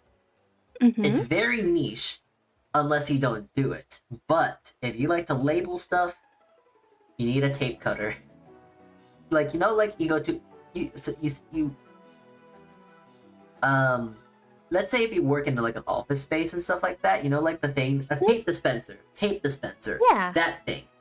Those things work so nicely. They're so convenient. You don't have to get a pair of scissors or get like tear a piece of tape off because like it's nice to be neat. And it's like, oh, okay, this bottle has oil in it. This bottle of stuff is soy sauce. This container has chicken stock. You can label stuff very nicely. It's great. So you mean like putting masking tape in a tape dispenser and using that? Pretty much, yeah. Masking tape, it don't really matter. Unless you use duct tape, because then there's an issue. Then there's a problem. Just because of that, I'll get one super silver thing of duct tape, get just the thickest Sharpie ever, and just put oil. Oh, you gotta commit to that bottle being for just oil now. Oh, jeez. It's just so ugly, gray, and like, ugh. I mean, also, both of you to assume that I have a good labeling system right now. I guess that is bold to assume. So, do you not label your food then? No, I can see what it is by looking at it. I mean, okay, maybe it's just because it's a bad good habit to have, but like It, at my job, we label all our foods. mm-hmm. So by proxy, since I cook so much, it's like, oh, I'm gonna label all my food. So it's like, I just oh, feel, yeah, I can just see it for myself being a pain that, okay, this container's empty, throw it in the sink, because I'll just throw a bunch of stuff in the sink, and then I'm like, oh, well, now I have to remove the tape as well. you see, that's the thing. That's why you make a little lip of tape, so you can just pull it off easy. You know what I mean? Yeah, I do. Like, you get, like, at the end of the tape, you fold it just a little bit so you can pull it off easily. Yeah. Okay. Okay, well, I'm gonna have to find a tape dispenser that fits these rolls of masking tape that I have. I mean, you know what you can honestly do? You can honestly just get those little things of scotch tape, and that works just fine. The clear stuff? Yeah, just use that. That stuff works just fine, honestly. That stuff doesn't stick to anything. Well, if you can get it to stick. Well, there's where we're gonna have problems. Well, I guess that might be a problem, but I'm letting you know the option at least. Much appreciated. Blah, blah, blah, blah. Okay. Yeah. I appreciate the endeavor for a more organized kitchen. However, for more permanent labels, I have, at least for my dry goods, the label maker where you squeeze it to emboss the letter into the tape, and that thing is fabulous for anything semi-permanent. I think I know what you're talking about, and like, yeah, in that sense, yeah, that sounds good. That works very well. You see, for me, it's gonna be kind of 180 from what I was just talking about, but I have very specific containers for very specific things. Like for sugar, for instance, I have this lovely, cute glass jar, and I have a little scoop for it, and nothing else goes into it. I just know that sugar is the only one that sugar goes into. There is no other container. It is a one-of-a-kind container, so I know it has sugar in it. And then there's my literal bucket of 25 pounds, my literal bucket that can hold up to 25 pounds of flour. So, I have that. Yeah, you bake a lot, but oh my goodness. Yeah. So I just have that, like, in the corner, and it's like, okay, I know that's bread flour. So, yeah, it doesn't need a label because I know it's bread flour. So, there's very specific things I have where it's like, I know what this is because it's in a very specific container. Unless it's like, I don't know. I don't really label everything, but I don't label things when it's obscenely obvious. So. Okay, it's just I had to start breaking out the labels because I finally got cake flour, and that container lives next to the all-purpose flour, and by golly, help anyone that tries to tell the difference from those two visually. Oh, that's easy. One's lighter than the other. What? One's lighter than the other. Okay, hold on. One is visually more whiter, and if you want to go off texture, the cake flour is a lot more fluffier and soft. And it has a much more fine grit, if you will. It's a lot more fine than all-purpose. These are looking pretty darn similar. Well, to my memory, I believe that cake flour is a lot more white. It's a lot more pale. It is more white than all-purpose flour. All-purpose flour is kind of your basic look of flour, and then when you talk about bread flour has a very, very subtle hint of yellow to it. Okay, maybe not yellow, but it has a tint of some other color to where it's like, yeah, no, this is bread flour. Like I'm not good at it, but I can tell some basic visualizations of flours at this point. So. Kinda. I have at least 6 identical yogurt tubs of I know it's bread flour. Yeah, I guess if you think of it like that. Listen, no, it's not a tub. It's a full-on bucket of flour. Cause And so usually I used to have. no, you, yeah. Yeah, I used to have like buy like 25 pounds of rice at a time, and I don't eat like rice as much anymore, so I can get away with smaller containers. But when I had the very, very big amounts of rice, the thing that I actually got so that I could move it around easily was a dog food container. So the dog food container, it has a flip clip open top, it has wheels, and it has an O-ring Oh, so that everything's like stays dry. oh yeah, yeah. Okay, I know what you mean. Yeah, yeah, yeah, yeah. I mean, that's the funny thing, cause like I actually okay, this sounds really weird, but it's clean, and I bought it for specifically this purpose. But I have a toilet brush that I use to specifically clean out my bread bowls. I know. It's really strange. A toilet brush, but it's clean. It has never seen a toilet in its life. But I have used that to clean the grit, like the I don't know what the word is. The buildup of like flour and starch and stuff when it comes to the cloth of my Oh, bread that's bowls. what you mean by bread bowls? Yeah, yeah, yeah. Using a toilet brush to carve out actual bread bowls. What? Okay, bread bowl, soup. Oh, oh, sorry. Bool. Yeah, no, I didn't mean like making bread balls of a toilet. That'd be impressive. Oh, that'd be really impressive. I don't think I can't do that, unfortunately. Just use one end to carve it, because I was imagining like you using the handle end to kind of carve it out, and then you want the inside to be clean for some reason, so you're or uniform, so you're like spinning a toilet brush in a loaf of bread to turn it into a bread bowl. Oh, I hate It's like that. No, I'm talking about this thing. It's like a proofing okay, basket. It's a bread proofing that's basket. it. Yeah. Yep. It's a Mm-hmm. bunaton. It's called a bunaton or something like that. But that is what I Okay. use for like my sourdough specifically.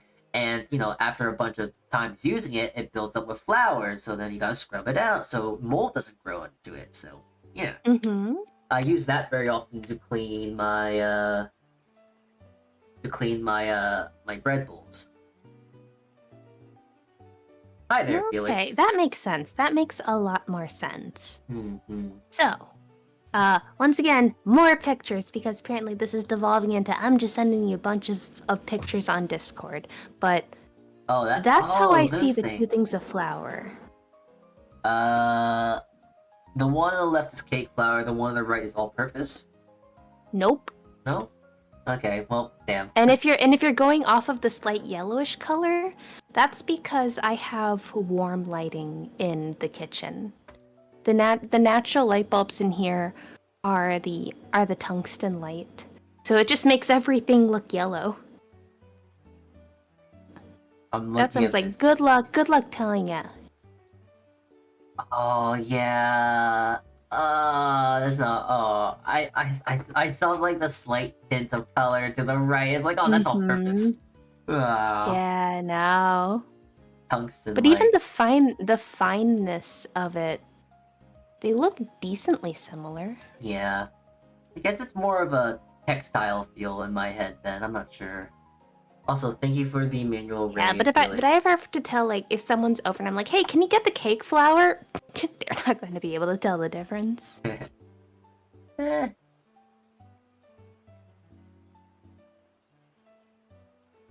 I think I could. Okay, now I kind of can. I can actually kind of see it, but like it's like I don't know how to explain it. It's just like okay, yeah, no, I seem stupid. I see my mistake. Like oh yeah, that's 100% cake flour. Okay. But I ain't gonna try and blow smoke and try and lie to you. But like yeah, I can see how you get confused. I can see how anyone can get confused with it. Ugh. Mm-hmm. However, I will say it's really hard for me to get confused with Bred and all-purpose. That's fair. Those two are greatly different from each other. Mm-hmm. So that, and I can definitely say I've worked with both of them extensively, to where it's like, yeah, I know what this is, and I know what that is. Cake flour is always a little tricky, I will admit. So then, slightly getting into topic of flowers and such, I'm scrolling through your bread book right now. oh yes. And I am very curious of my brioche recipe, like this is mine. I made this. Oh Why yes. the title like that? Because it's funny. There's nothing hiding behind it. It's just funny. Okay. It's So it's flavor text, if you will. So yeah. Okay. So if I were to do any one of these recipes on besides sourdough, because I don't have a starter. I'm very scared of a starter. I can't even keep plants alive. I'm not going to try to keep a starter alive. Oh, sourdough starter is so easy though. Like everyone says that though, but everyone says taking care of aloe plants are easy too. Taking care. You can make sour starter. It'll take you 5 days. It is easy. And also, it takes 10 minutes out of the day to feed it. It's not that hard. Every day? No. Okay, so here, I will give you the instructions of how to make a sour starter right now. It is very easy. You ready? Okay. All right. You get a container. What kind of container? Does it matter? No, any container. Okay. Getting one of the quart tubs out. Okay, that works.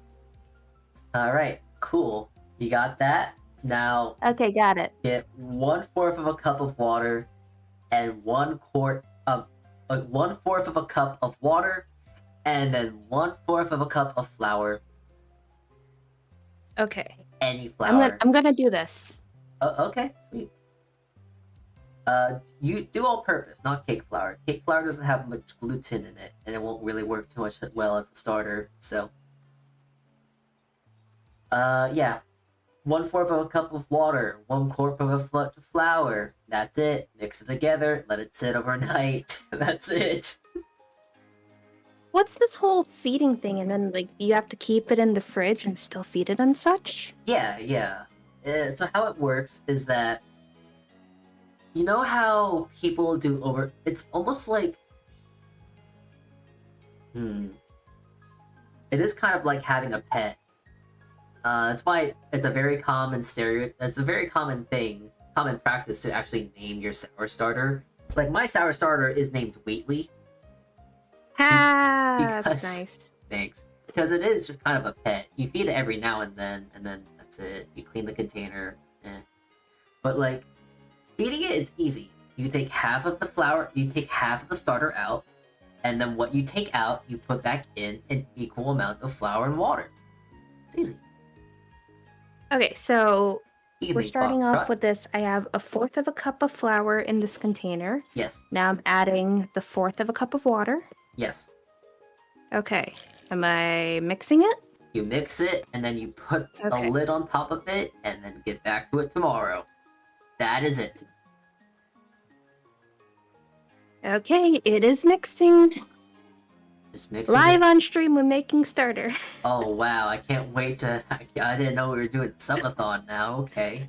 A marathon. Wait. That's gonna take a lot longer than a few hours. You're gonna have to feed it again. An unexpectedly exciting stream. I think watching a sour starter rise is more boring than watching paint dry. Actually, you know what? I take that back. Watching paint dry is more boring. You could actually watch the sour starter rise. So. Yeah. Have you seen that one channel that I think is on Food and Drink?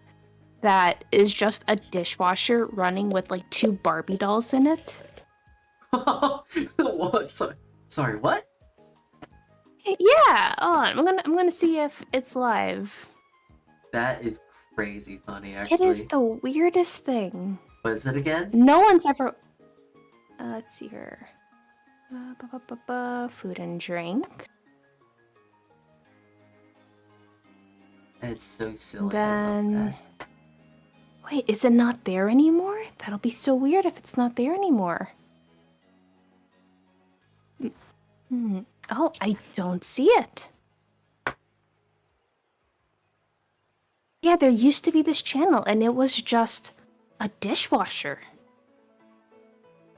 And it was always live. That sounds so weird. Oh wait, I have my language to English. Maybe if I get rid of that, it'll show up.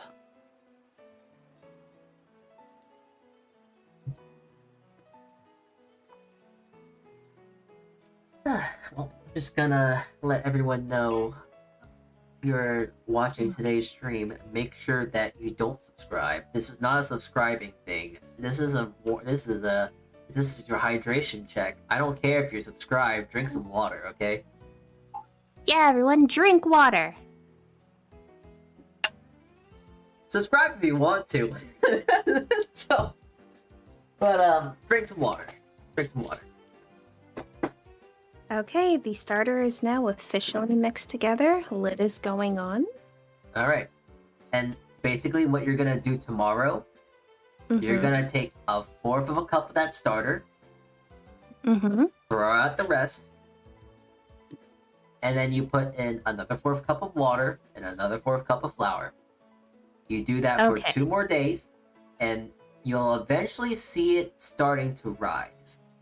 Once it starts to rise... So when you say 2 more days, does that mean do this method or do this process for 3 days total, or I do it tomorrow and the next day? You want to do it tomorrow, Saturday, and you should start seeing it rise Sunday. Sunday should be your last day. It should be your last day of feeding, and if you were to wanting to bake a sourdough Monday, you would feed it one last time, and then have it sit again, and then you would use it to make your dough Monday. But if you're making sour starter just to make it, you are gonna want to feed it one last time Sunday, and then throw it in your refrigerator, and then from that Sunday forward, every Sunday, you have to feed it the same exact way. Every Sunday, feed it the exact same way. It's a weekly thing. You just gotta feed it every week. That's it.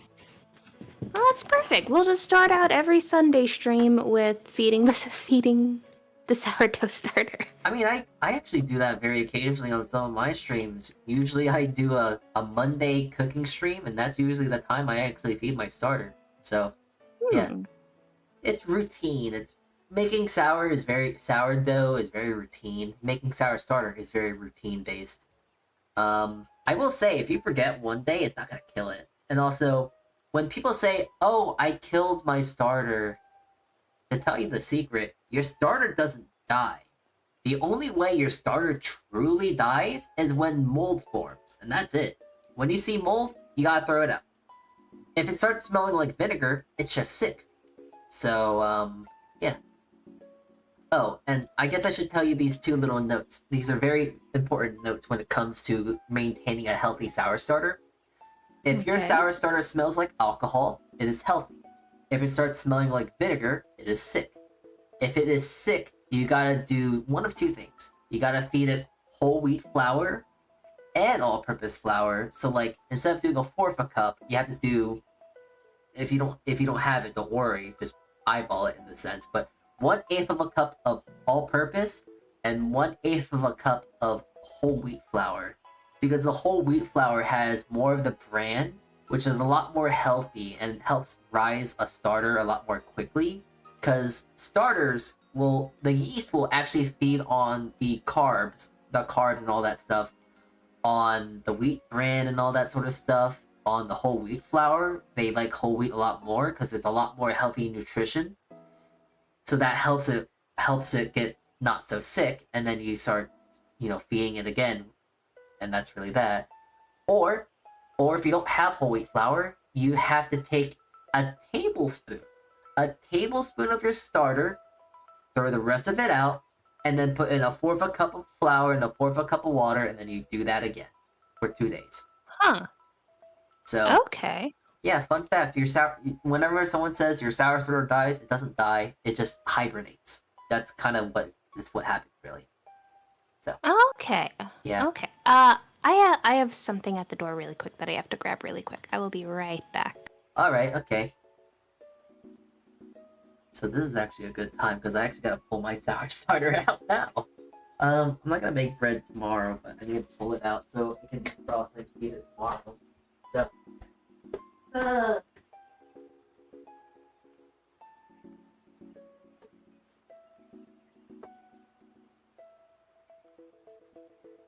it's quite fun, the sour starter, just because it's so strong that it actually, my sour starter is so strong that it actually starts rising even in the refrigerator. It's quite kind of funny. Okay, back. Welcome back. Welcome back. Starter feeding stream. You know, that would be kind of a funny stream because it would only be like 10. It'd be a 10-minute stream.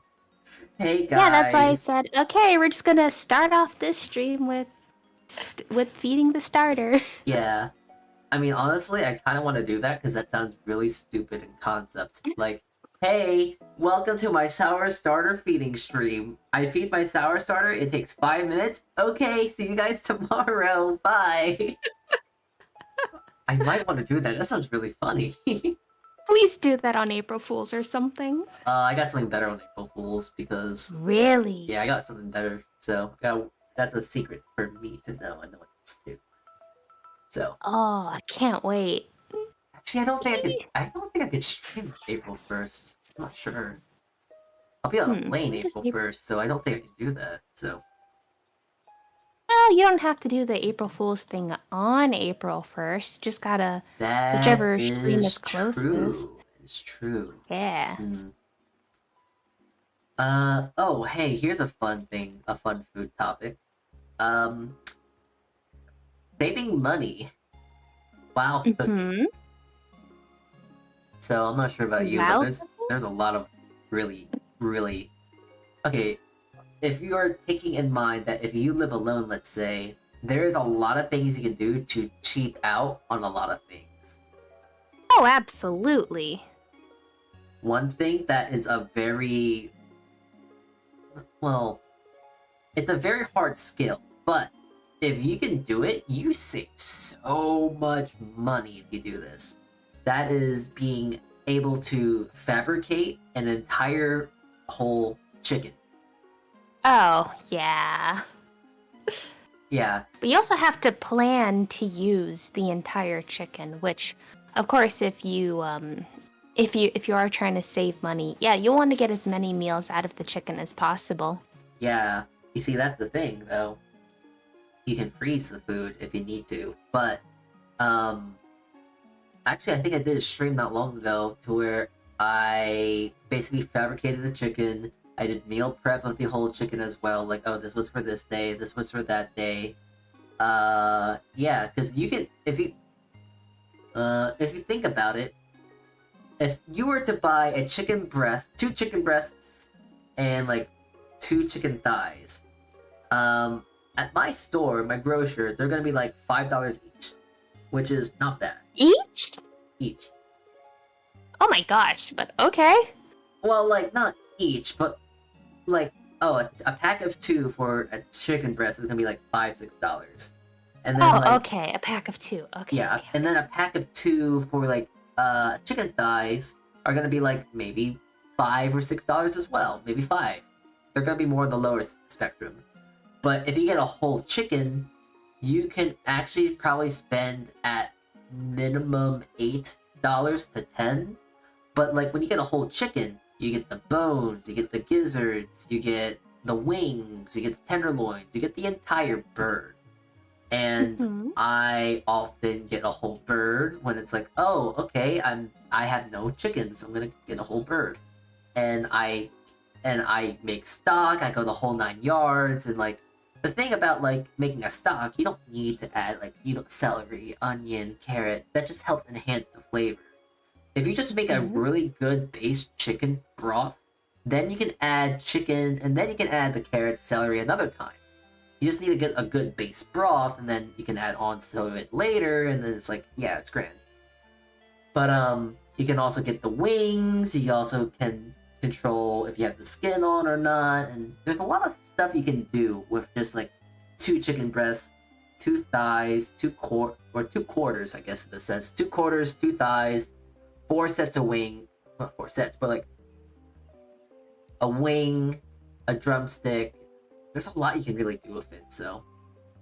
It really is. And if anyone ever wants to compete on something like MasterChef someday, I'm pretty sure that's one of the challenges that I've seen maybe more than once. I wouldn't be surprised. It's a very common, it's not very common. It's a very nice trick to know. Just being able to break down an entire bird, because breaking down the whole bird. We're gonna talk about food costs for a second. But like, let's say you were given the choice to either buy a case of 20 chicken breasts versus getting 10 whole chickens yourself. So on paper, it's easier and less labor to just get the chicken breasts, though it could be maybe like $5 more. But the thing about getting a whole chicken is that you're not just getting the breasts, you're also getting the thighs, and then you're getting the bones. And if you're working in a kitchen, those bones can be used for stock, and that stock can be used for like sauces, it can be for other foods, soups, stocks, whatever you want it to be, bone broth and all that stuff. So like, it's just a good skill to have in a kitchen, in a commercial kitchen, because there's a lot of more utility of getting a whole chicken versus getting a very specific part. So And I think a good way of getting started, because I think a lot of people are intimidated by disassembling a whole chicken, especially if it's a raw chicken, is to start out with a rotisserie chicken. And anything you mess up, hey, everything's already tasty and cooked. You can eat it there and then figure out what you're going to do with all the parts. Yeah. It's a good way to get familiar with the chicken body. Yeah. I, however, would argue against that, because For a beginner? Yes and no. Because the thing about that is that if you're feeling squeamish, then you have okay, this is gonna be a bit of a take. But if you're squeamish enough to not want to touch a raw chicken like that, you have enough money to not worry about that then. Ooh. That's a bit of a take, but like, it's fine. It's just raw chicken. Like, you can work around it. It's just raw. I don't know. But I feel like sometimes people are intimidated by an entire raw chicken because it's raw. Simply because it's raw, not because of the body of the chicken. Hi, Bush. So yeah. If the means are there, it could also be fine to test on, like, to get your hands familiar with the chicken, with the rotisserie chicken, because even a rotisserie chicken, and this is a little skewed because I know I live in a low cost of living area, but an entire rotisserie chicken, well, one, if you have a big box store membership for some reason, that's what, $5-6 already for that whole chicken. And then if for other big box grocery stores, at least around here, then you're looking at about $11 for a full rotisserie chicken. Oh, wow. My only reasoning to saying, like, oh, cooking up, fabricating, or disassembling a raw chicken versus disassembling a cooked chicken is that a cooked chicken gives you too much safety because a raw chicken is going to be a lot more soft. It's going to be harder to work with.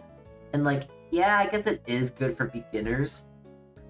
But like, in my head, I don't really like the idea of when it comes to a knife. When it comes to having a knife, I don't like giving you I would not like giving you training wheels. Just because like it's a knife. If you want to make sure that you are as safe as possible with a knife, you have to just get a sharp knife. No one's gonna give you like you know how there's like special gloves to protect your hand from like cutting yourself? Like that's good if you're not like if you're like a home cook and all that whatnot, that's fine. But let's say you're working in the kitchen and you bring one of those gloves with you, you're gonna kind of be like, what the hell are you doing?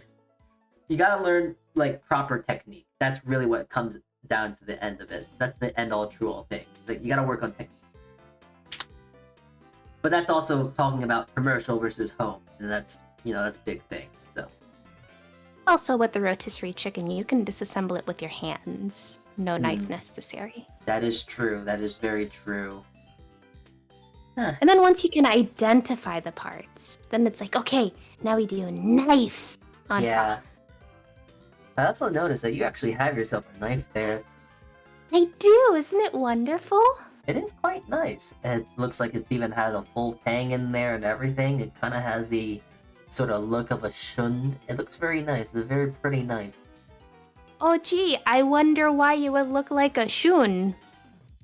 I don't know. That's a mystery to be had there. I don't know.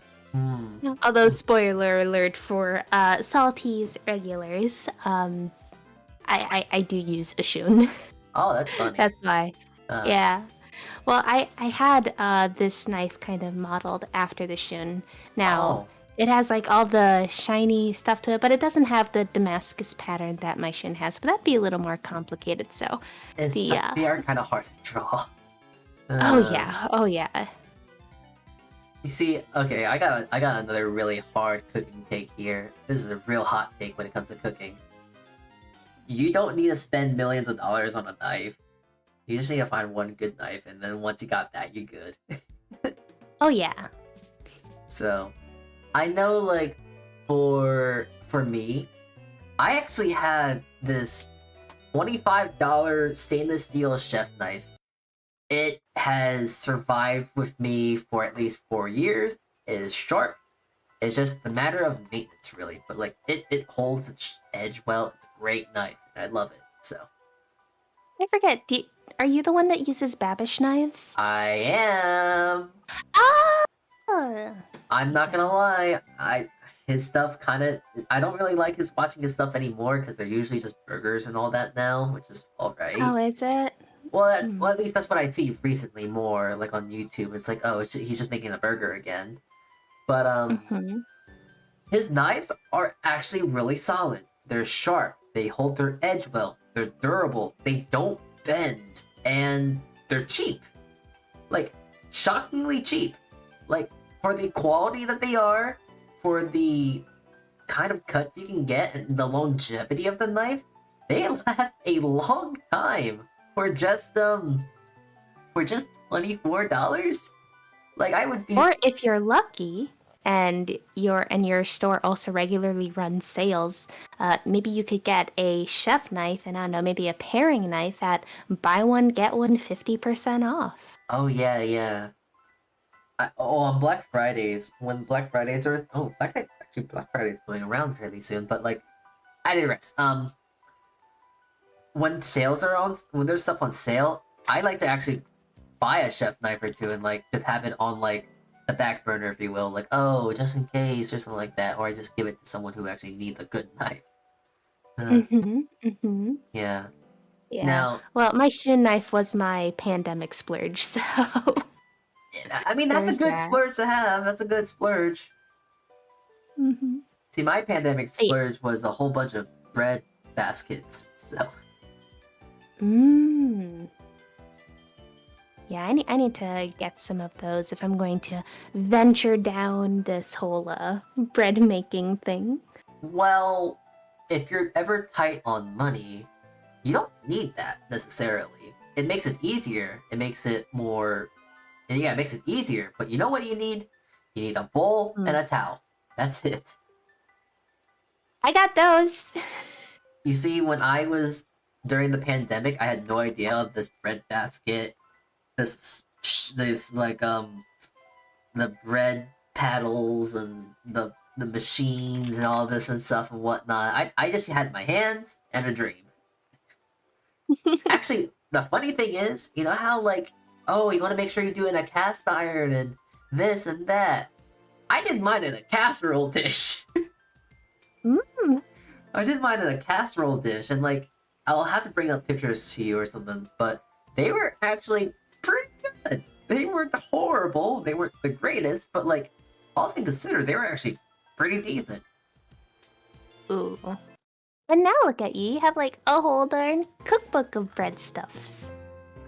I wouldn't say a cookbook yet, but like, yeah, it's decent so far. I'm not gonna lie, I think oh, sorry. I believe. I do too. But like, I'm not gonna lie, I think out of all my breads I've made and taken pictures of, it's kind of funny, because like, it's the bagels and my challah bread. And it's funny, because like, you don't need any equipment to make those. Other than like a sheet pan, but that's it. Which most people have that. Yeah. But I actually should make a stream about making challah again. Making challah is very fun. It's very fun. It's just fun. Making and it's also, they're just very pretty too. They're just so pretty. They are. They're braided I love bread. this step. Yeah. This step where it's like, unfortunately, I cannot recommend how to braid a dough, so I apologize. Look up a YouTube video on how to do it. Sad face. Well, like, how do you explain it? It's like, okay, so you gotta put the bread, you gotta get a tri-segment here, and you gotta put one in front of the other, and one on top, and then you gotta alternate and go one on the top and one on the bottom. It's just too much wordage, and it's like, listen, just go on Google Images, and that works just as well. Because I do that. Like, oh, I forgot how to make a braid. Oh, right, time to Google search it on Google. So...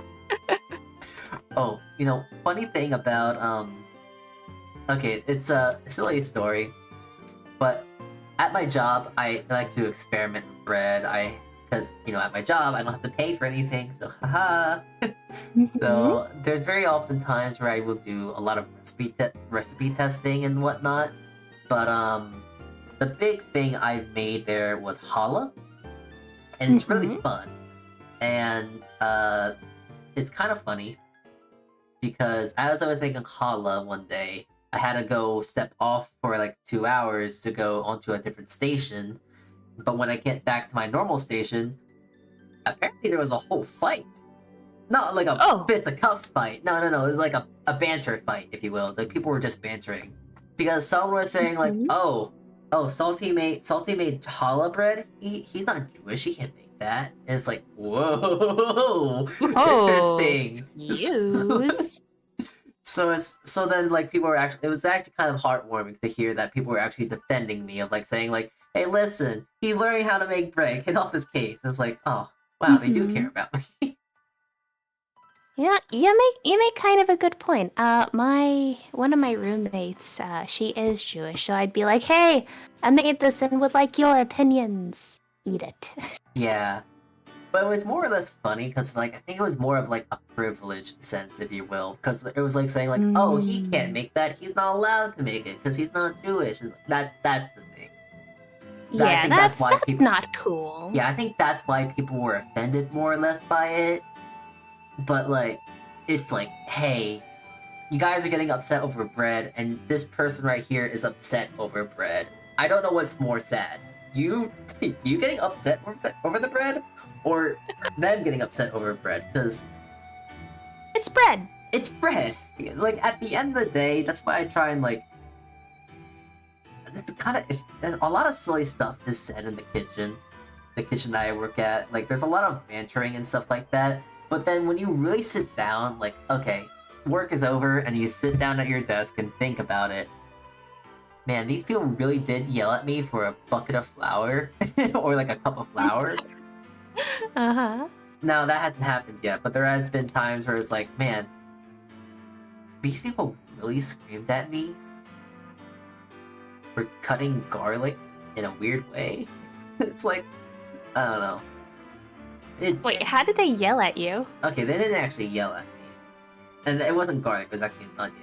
There was someone like giving me a hard time saying like, why are you cutting an onion like that? You're cutting it wrong. And like, I kind of just made eye contact with them, like cutting the onion the way I normally do. And it's like, it's still diced. It's diced the same way as you would. And it's like, oh, but that's not right. It's not how I do it. It's like, well, that's how you do it. So there's some silly stuff, and it's like at the end of the day, you're getting upset over how someone cuts an onion, and it's cut right. So it's like, you know. Yeah. It's kind of funny either way, because like in the kitchen, it's like you get mad over such silly things. Like heck, I can get mad over some silly things. Like, oh hey, why did you move that thing slightly to the left? And it's like, I think that's more of just a me thing, because like I like things really organized in a very specific way, and I don't like scream at someone. I just go like, hey, no, don't move it back, or something like that. So, I don't have OCD, but I will say I use it as, I say my non-existent OCD doesn't like it there. It needs to be here, but I don't know. Hey, in a professional setting, sometimes you just really need things where you need them. I know when at work, when equipment is in the wrong spot, I just look at it and I go, well, there they go at it again. I don't like this. Like, people don't know how to organize things sometimes. That happens so much. Okay, there's so many stuff like that happens a lot at my work. For instance, so we have a troubling sense of inventory sometimes, to where it's like, oh, why do we have 5 cans of oil? Or like, why do we have like 3 things of ketchup when we only need 1, you know? And I was doing inventory one day because it was the start of a new month, because that's when you do inventory. And I noticed that there was not 1, there's not 2, but there was 5 tubs of mustard. And these tubs come in by the gallon, so like, we had 5 gallons of mustard. And my coworkers are like going like, wait, why is Salty just like laughing crazily? What's going on? And I was like, I just kind of like motioned them to come here. And it's like, why do we have 5 tubs of mustard? We barely go through a single tub in a month. Why do we have 5 tubs of mustard? And what was the answer? Oh, I don't know. Oh my gosh. Which is the funniest thing. It's like, listen, I get it. We're a cool kitchen and all this stuff, but like, you gotta make sure we have this stuff before you get fresh. But even at that, how do you not? Okay, I can understand if you saw 1 tub in there. It's like, oh, whoops, I didn't see that 1 tub. But like, and I can even understand to a point. Oh, there was 2 tubs in there. Well, sorry, I got the 3rd one. When you get to 4 or 5, that's when I assumed like, you must be high. You must be crazy. Like, how do you not see the 3 tubs of mustard right there? I don't know, have you ever heard of the hoisin sauce song? No, I've never heard of that. Okay, it goes like this. Go to the store. Buy a bottle of hoisin sauce. Get home, look in the fridge. Oh no, I already have a bottle of hoisin sauce. Go to the store. Buy a bottle of hoisin sauce. Open the fridge. Oh no, I already got a bottle of hoisin sauce. Go to the store. Buy a bottle of hoisin sauce. Open the fridge. Oh no, a bottle of hoisin sauce. Hoisin sauce. Okay, Here's the thing: the guy who does that, he's actually He actually has this many bottles of hoisin sauce in his jeez. hands when he's done with it. Oh, that's a lot of hoisin. Hoisin's great, but that's a lot of hoisin. It is like 6 bottles of hoisin sauce. Jeez. Criminy crickets, that's so much stuff. Hoisin's great, but you don't need that much hoisin. Moderation. Like, yeah. Okay, I gotta mention this because it's like kind of... I don't have OCD, but my non-existent OCD is being very upset. Because it's like, oh wait, I need to make sure I'm like, am I taller or shorter than you? Like, oh wait, do I go up Oh here no, or what's there? your canonical height? Can we say at the same time? Oh, okay. Are we doing this in centimeters or empirical? Let's do centimeters, just because it's easier to compare. Okay. Alright. Okay, you count down. On 3, 1, 2, 3. 165. Okay. 163! Ah! Ah! Okay. Oh no! There was a bit of delay. That's why I kind of waited. It's like, okay, wait, is she actually gonna say it, or is she gonna make me say it first? And it's like, oh wait, you didn't say anything. I'm gonna wait a little longer, and then you said it. So like, yeah. God, no, I can't believe it again. I'm 163 centimeters, or It's 5. just 2 centimeters. It's fine. It's still 2 centimeters. Oh, it's fine. Wait.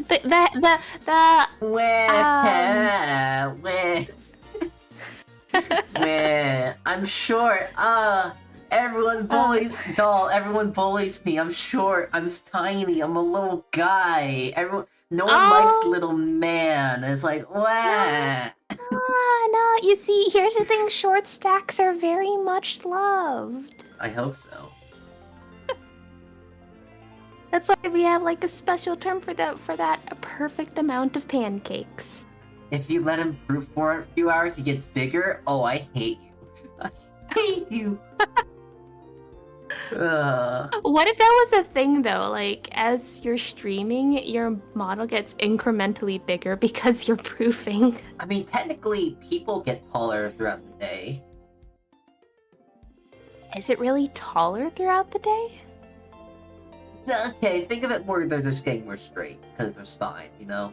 Like, when you wake up, you're like, you're gonna be naturally more hunched, and then when you wake up, you're gonna get more tall, you're gonna stand more straight, and then when you go to sleep, you get shorter, if you will. So, like, in a weird roundabout way, kind of.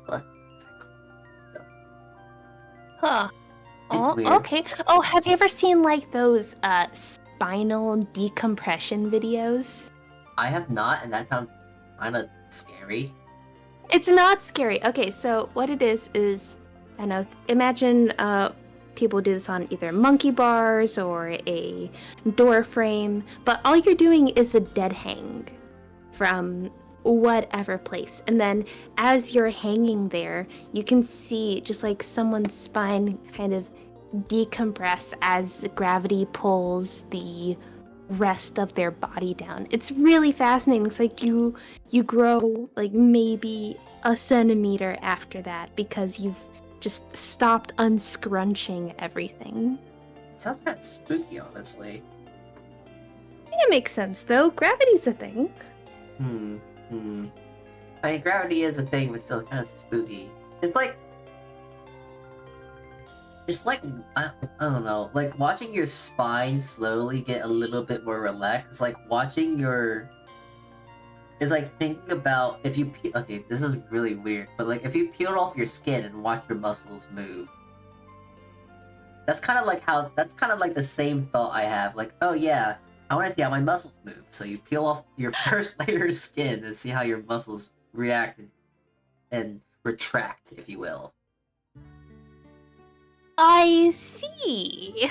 It's just kind of freaky. It's like, no, wait, here's a better example. It's like opening your mouth and then watching your uvula move.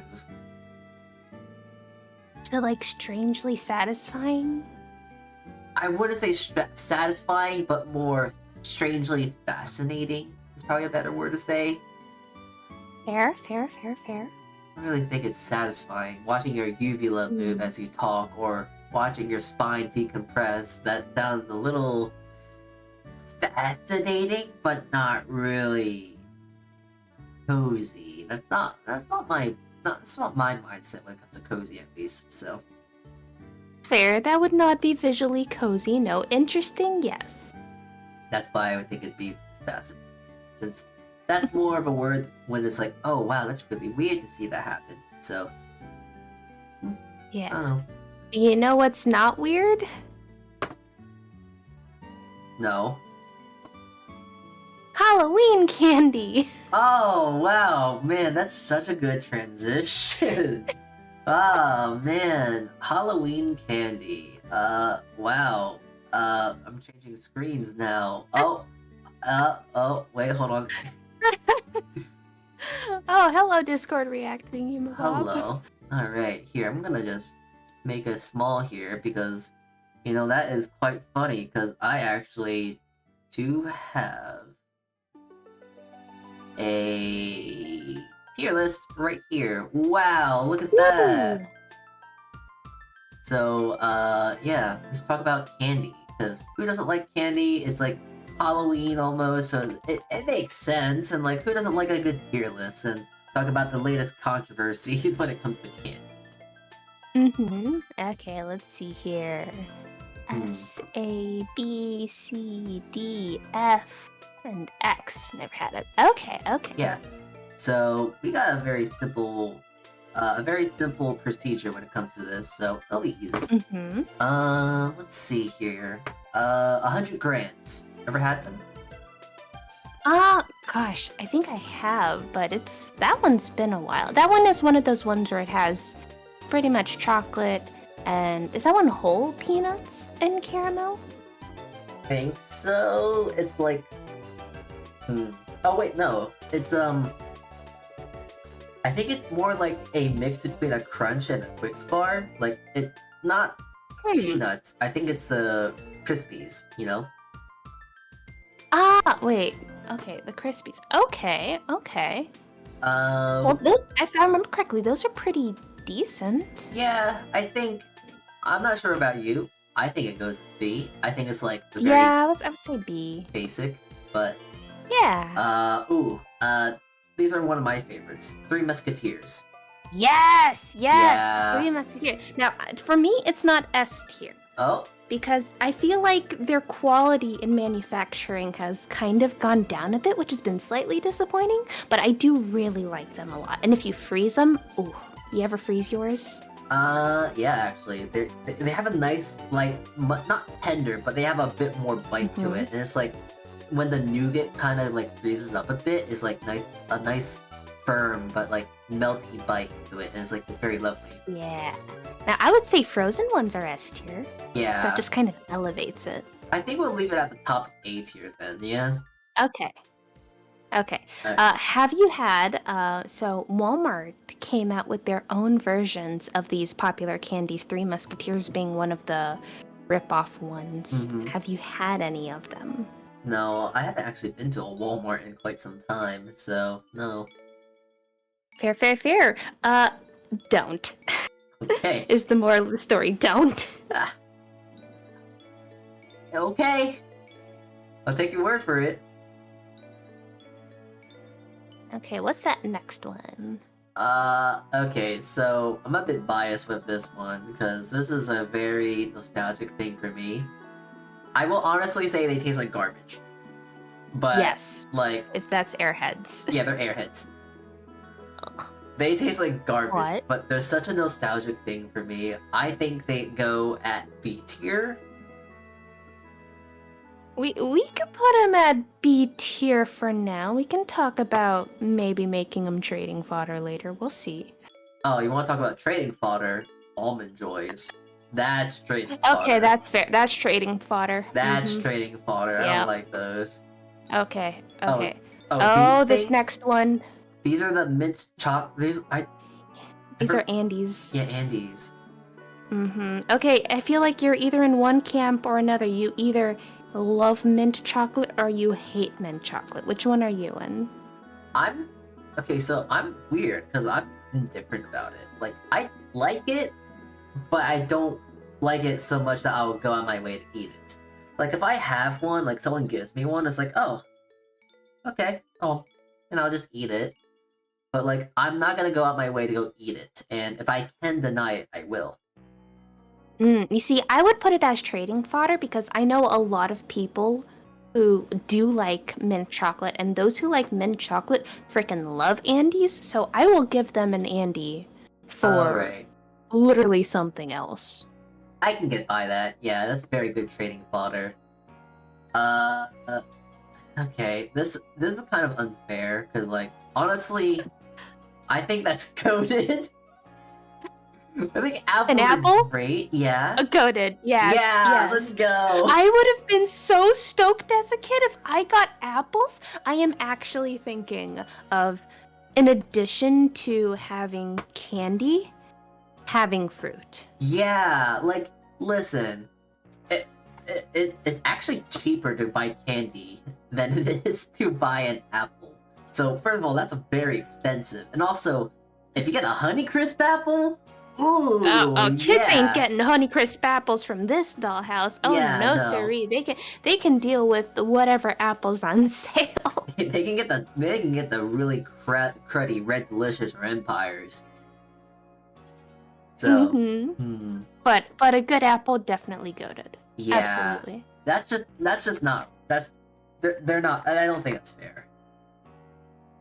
Okay, what's this next one? This is a Baby Ruth. Oh gosh. When was the last time I had one of those? So, I personally don't really like them too much, even though in concept they're just a Three Musketeers with peanuts. That's it. That's the only difference. Oh, is that seriously the difference? Yeah, I'm not gonna lie. I'm actually going. Oh, I'm seeing it now. I'm going through Google to help me out here.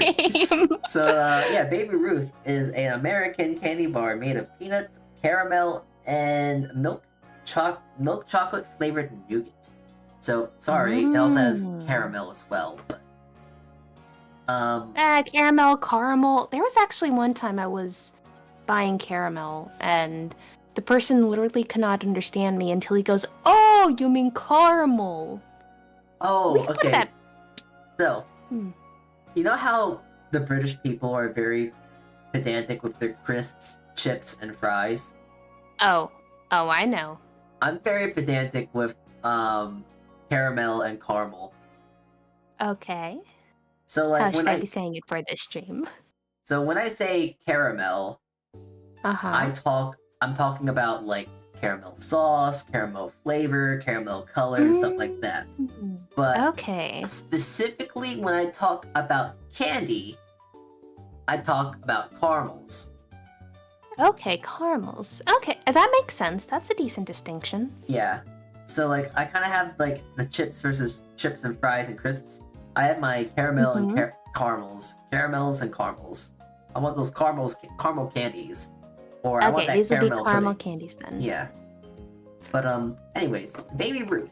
Where I say maybe like a where do you want to put? Where would you put it?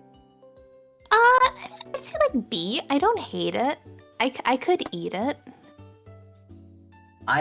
You're looking like you want to put them in trading fodder. I do, but I think we'll put it at the bottom of B. How about that? Okay, yes, bottom B. I have no idea what this candy is. Is that those just crappy... Just that crappy stuff that's unbranded? You get it from some weird-ass dollar store. I don't know. I really don't. I feel like... Ooh. Oh, I see one that's definitely going in F tier later. Okay. I'm trying to see what that may be, but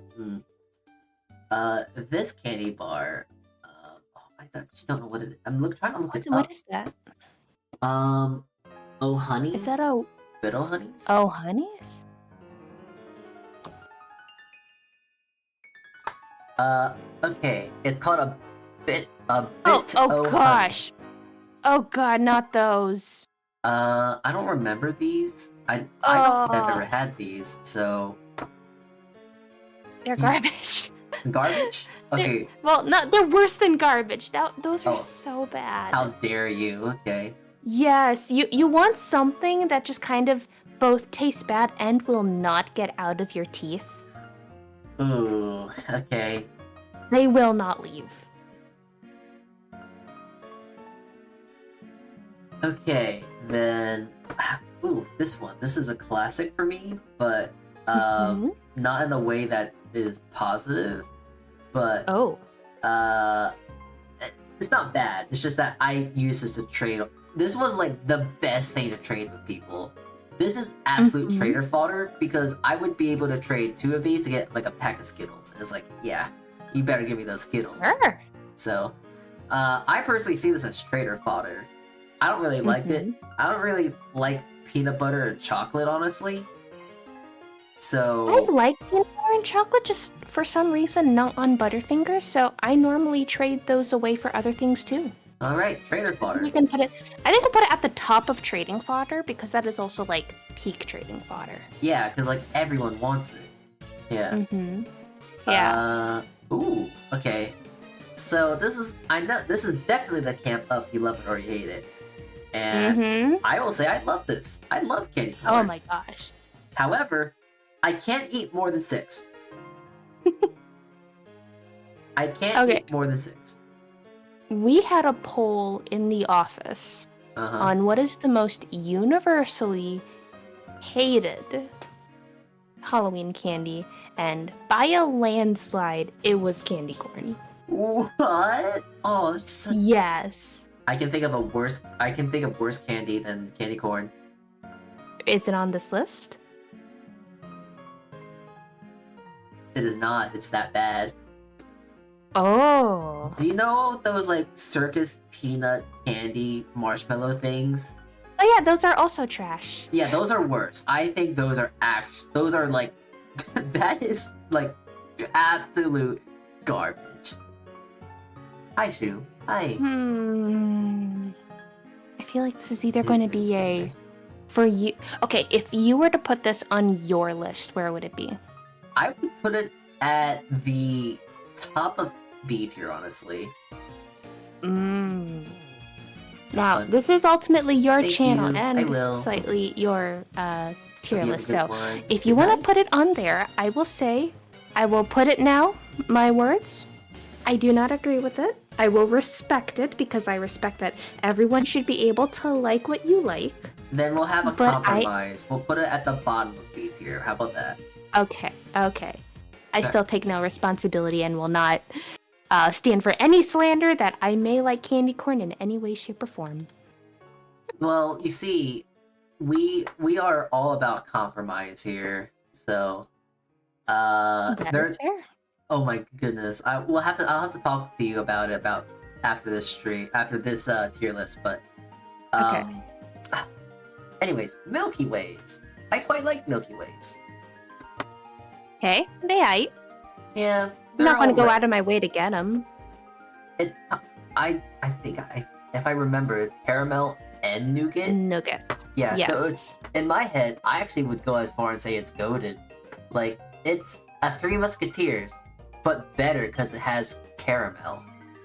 Ah, you see, to me, it's below Three Musketeers because it has caramel. Oh, you don't like caramel? I don't like how it feels in my teeth. I like it when I like homemade stuff. Like Okay. homemade stuff is nice and smooth and flavorful. All of the manufactured stuff, like in candy bars, Highly processed. and just has tastes like preservatives. yeah, We'll yeah. That's compromise. really it. So. All right. How about we We can put an A compromise and tier. put it at B tier? Oh, you really like them and you want them to be goated and like them. I would just put them on A tier below Three Musketeers. Nah, they're not goated. Because Okay. what is goated is the next Is Crunch? bar. Yeah. Yeah. Yeah, that's Yeah. goated. Yeah, let's go. Yeah, that's Let's goated freaking stuff go. right there. That's the best chocolate bar. Yes. Oh my gosh. So when I was a kid, My elementary school had ice cream, ice cream thing, an ice Ice cream cream cart that they parties? would bring it at the end of lunch. Hmm? Oh, that's lovely. Yeah, and ice cream bars were like 75 cents, but if you volunteered for the lunch line every other time, you would get a free ice cream bar. So Oh, I volunteered as much as I possibly could, and I got crunch bars out the wazoo during elementary school. It was great. oh, They were that the sounds lovely. crunch ice cream bars. Yes. I might sound a little like psychopath when I say this too, but like I like actually, out Crunch bars are one of the very few chocolate bars I actually like to eat frozen, and I don't know why. I have no explanation. There's no reasoning. There's no logic behind it. But like I like the texture of like the Rice Krispies in the chocolate as it's frozen, and as it melts, it's like, oh, I can taste this now. It's like, oh, the texture is nice. So like, Mm-hmm. I don't know why I like it a lot though.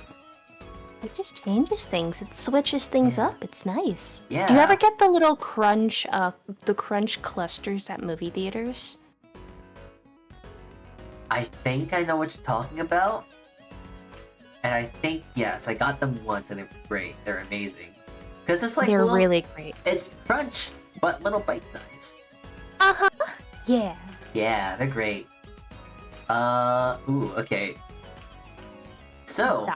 I know a lot of people don't like them, but once more, I personally like them. I think they're okay. I think they ate. Like, out of all the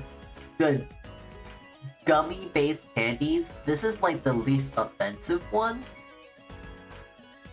Go with second least offensive, but yeah, it's not bad.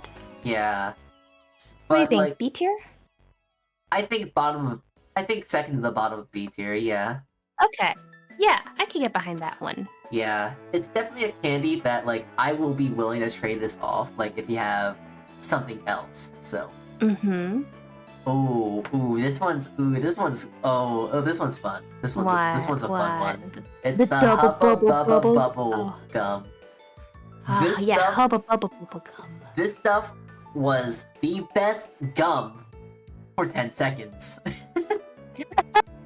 This is true. This is very true. You get that big hit of bubblegum flavor, and then it tastes like cardboard, but still, as a kid, getting that hit was like getting a high or something like that. It's how I imagine it feels to get high. I've never been high, but I imagine this is pretty Mhm. close to it.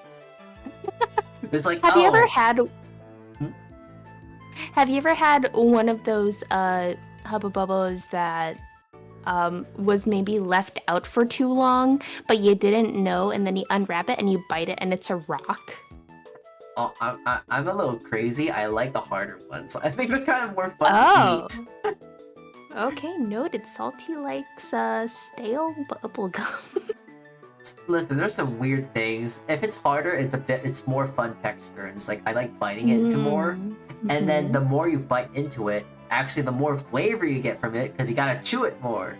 So Mhm. it's It's fair. I yeah, mean, I could put it in A tier. Like, that initial hit is very yum. yeah. But anything after bite or like chew 5 It doesn't taste would like be anything. not. Yeah. Yeah. Good and plenty. Nice. I've Good. never had it. Can't say I've had it. All right. Good and plenty. I think they're like Mike and Ike's by the looks of it. Huh. Are they supposed to have any flavors to them? They look like pills. It's a brand of licorice candy. This candy Oh, is well, nev- that's yeah. why I never had it. Hmm. We'll just never had it then. Yeah. Okay. Gummy bears.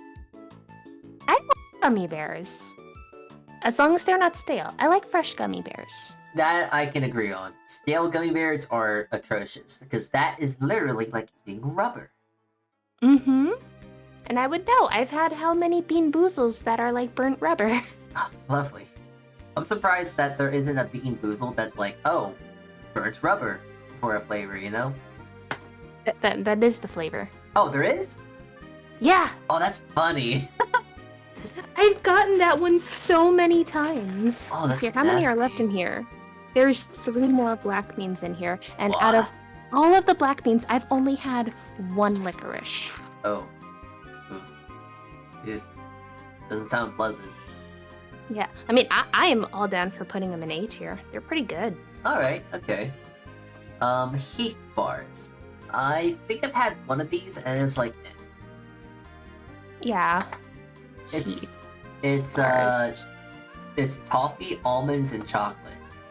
Mm. So I hope yeah. I don't get a maybe slightly of a hot take, but to me, Heath bars feel like old people bars. I Yeah. feel like I only see older people eat them. Yeah. Where do you want to put it? I'm thinking trading fodder. Yeah, okay. Okay. I see.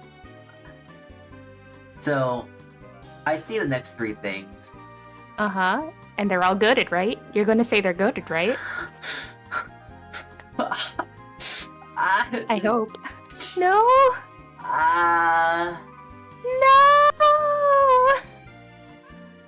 Okay, here. They are the basic of all chocolate. It's like, Yes. this is like the canvas of all chocolate.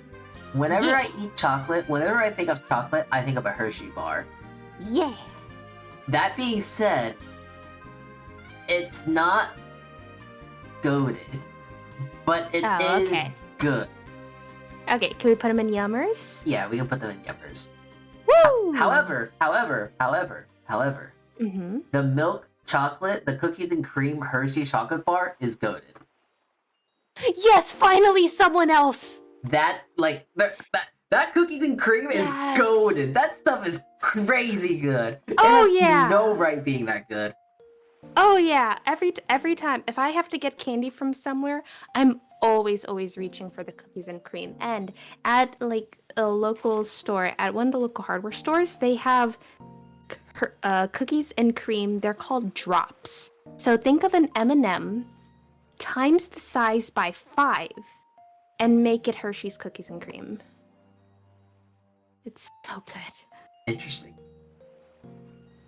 Hot tamales. I've never had. I've had one, and I would honestly put this in how dare you. I would also put it in how dare you. Spicy and candy does not mix. No, if I wanted spicy, I would either make spicy food or have Fireball. Yeah, oh what? Fireball? Like the Yeah, drink? Fireball. Dun, dun, dun, dun, dun. Dun, dun, dun, dun, dun. Oh, okay. Jolly Ranchers. Where I honestly think they're goated. I think that the green apple is goated. So we can put them in goated. How about we put I don't that like- on top I of don't A like- tier then? It sounds like you have some discontent. Only because it's really the blue raspberry that brings it down for me. I do not like the blue raspberry, but green apple goated. Watermelon goated. That's crazy. I think the blue raspberry is the best one. Really? I just think all blue raspberry tastes the same, and maybe it's just I just don't like blue raspberry in general, but that's okay. I mean, that's kind of fair. No one likes the flavor blue, so like, I get it. I'm weird. I like the flavor blue though. So, Hey, there's a market for it. That's why it's so popular. yeah. Junior mints though. I think they go and trade or fodder right next to their cousins. Yes. Okay. Yes. Because they're just the same thing. It's just that it's in pill form instead of chocolate bar form. It's even True. it is even better for older people now. They can swallow it as pills. It's great. Oh, okay. We gotta talk about Kit Kats. Okay. Alright, we gotta talk about Kit Kats. Mm-hmm. So I think they're good. I also think they're goated. And I like to say they're goated because, like, not only are they tasty, can you share them, but also I like taking the power move of biting the whole thing like a chocolate bar. I like doing a power move if like if someone religiously loves Kit Kat and it's like, Oh, you like Kit Kats? Crunch. I do it specifically once per person, just to make them mad. Because it's kind of... Okay, calm down. No, calm down. It's just a candy bar. It's just a candy bar. Calm down. No, I mean, I do a slightly psychotic thing with my Kit Kats. And that being... I'll break them apart normally, but then I'll eat it by its layer, top to bottom. Oh my god, I do that too!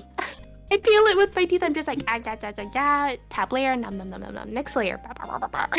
Sometimes I kind of just like suck around the wafer and just eat the chocolate first, and then I eat the wafer. Yeah.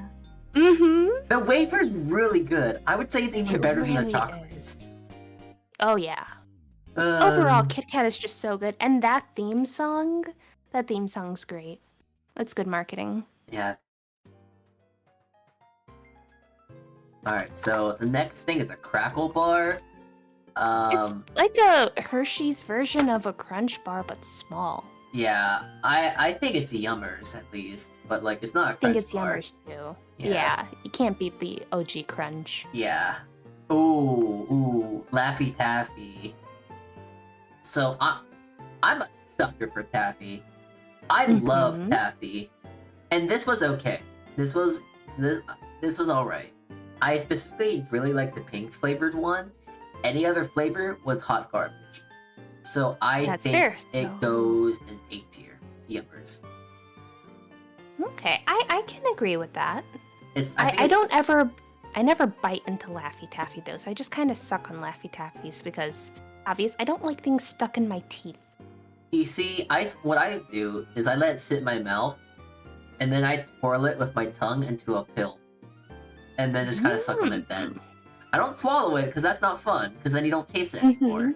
I swirl it I roll it up in my mouth, and then I just let it sit there or chew it. I will have to give Laffy Taffy an honest try again when the giant office bowl of candy shows up. Good luck. Okay. Ooh, I've never had these. 3 lemon What heads. is that? I've lemon heads. I feel like I've heard of them, but I've never had them. I've definitely seen this, but I've never had it. Are the next one dipsticks? Yeah, so are we putting them in goated? Do you like them? Looking back at them, they're garbage. But back then when I had them, they were good. Oh yeah, it's pure nostalgia. It is 100% nostalgia. It is sugar being coated in sugar. It is the craziest marketing. It is sugar covered in sugar. And you know what? You gotta give it points for that. Because it's so psychotic. It is. Like, God bless any parent whose child got a hold of that. And like, I remember getting them because I would like, oh man, this is great. But I would never be able to finish the stick because like, it's like the thickest lollipop, if you will. And it's like, yeah. I'm done with it. And then you throw it out. It was the worst candy looking back. But it is the most nostalgia-filled candy because it's like, this is garbage. It is slop. But I like this slop. So, I don't know what this is. It looks like Molo Cup. I've never had it. Me too. Ooh, okay. Mike and Ike's. To me, they're kind of... To me, they aight. They aight? Yeah, they're like top of B. I wouldn't put them like in A, but that's just me. Because I don't know. Do they... For some reason, the flavors are not really distinct enough. So that's actually the funny thing about a lot of these flavors.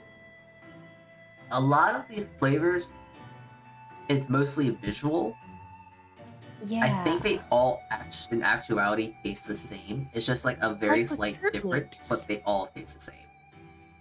Yeah, I don't like that about it. Yeah. we'll put it at the bottom of A tier because I really like Okay. laying eggs actually. So Okay. that's the Sure. compromise. Oh, Okay, oh, milk I duds. hate these. I hate these so much. These are trader fodder, but with a passion of hate. I'm trying to remember what milk duds. I don't like milk duds. They just annoy Oh, me. it's chocolate and caramel or caramel? Okay, trading fodder. Alright, cool. I'm gonna put it in colorful garbage because they just annoy Okay. me and I don't know why. That's fair. Hi, Yazer. Hmm. Ooh, okay. I need your okay. Oh wait, no, this is just another Milky Way bar. Okay, never mind. Wait, I was about like, didn't we already do Milky Way? Or did we not? We You did. did it. Yeah, we already did. So that's why I just like. Oh wait, yeah, it's right there. Oh. M&M's. Bonk! Oh, wait. M&M's. Okay, I like M&M's. I would like them to be goated, but I would like to hear your case. You see, the only thing there's really only one reason why I don't think they're goated. It's Hmm. purely out of spite, and it's because they make my hands dirty when I hold them for too long. Ah, so you just don't tear the corner and then just waterfall the M&Ms? No, Okay. but I still like them enough to put them in goated, so I'll allow it. Mm-hmm. We can put them at the bottom of goated. Yeah. At least the dipsticks didn't leave residue on your hands. Yeah. But oh, these mound bars. How dare I honestly would say how dare you. I would almost put them in colorful garbage because they're not. I don't think they're that offensive considering it's pretty much Almond Joy and Mounds are like the same thing. Okay, I can get by that. Mr. Good bars. They are just basically another just like crunch bar, but not as good. Yeah, so A tier. Honestly, I'm gonna put it in trading fodder just because I'd rather have a crackle and I'd rather have a crunch bar. But Mhm. Mr. Good bar is like, eh. Fair, that's fair. Oh, these things. These aren't Smarties, but they're like Smarties, but bigger. I would personally put them in colorful garbage.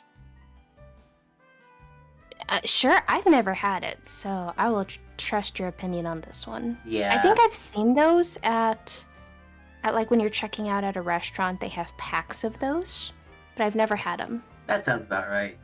Nerds. How do we feel about nerds? Okay, for me, I like nerds. Nerds are yummers. I wouldn't put them in goated because I'm not going to be like, oh my gosh, nerds. But I'm like, I can enjoy myself a good nerd. You see, I like nerds, but I honestly would put them in B tier. As long as they're above candy corn.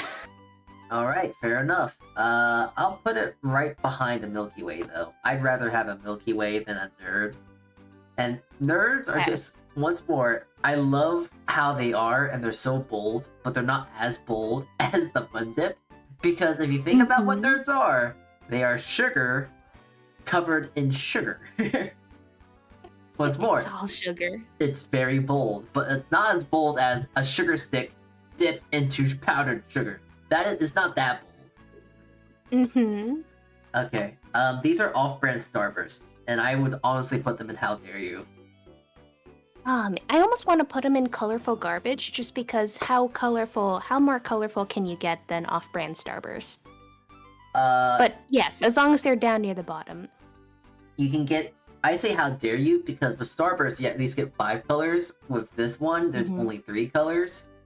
Oh! So Well, yes, how dare you? Oh, paydays!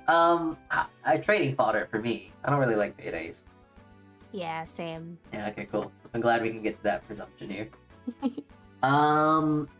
Funs. Okay, so these are fun-sized M&Ms, so we'll just put that right next to here. Okay. These are Snickers. Okay, we haven't done Snickers yet.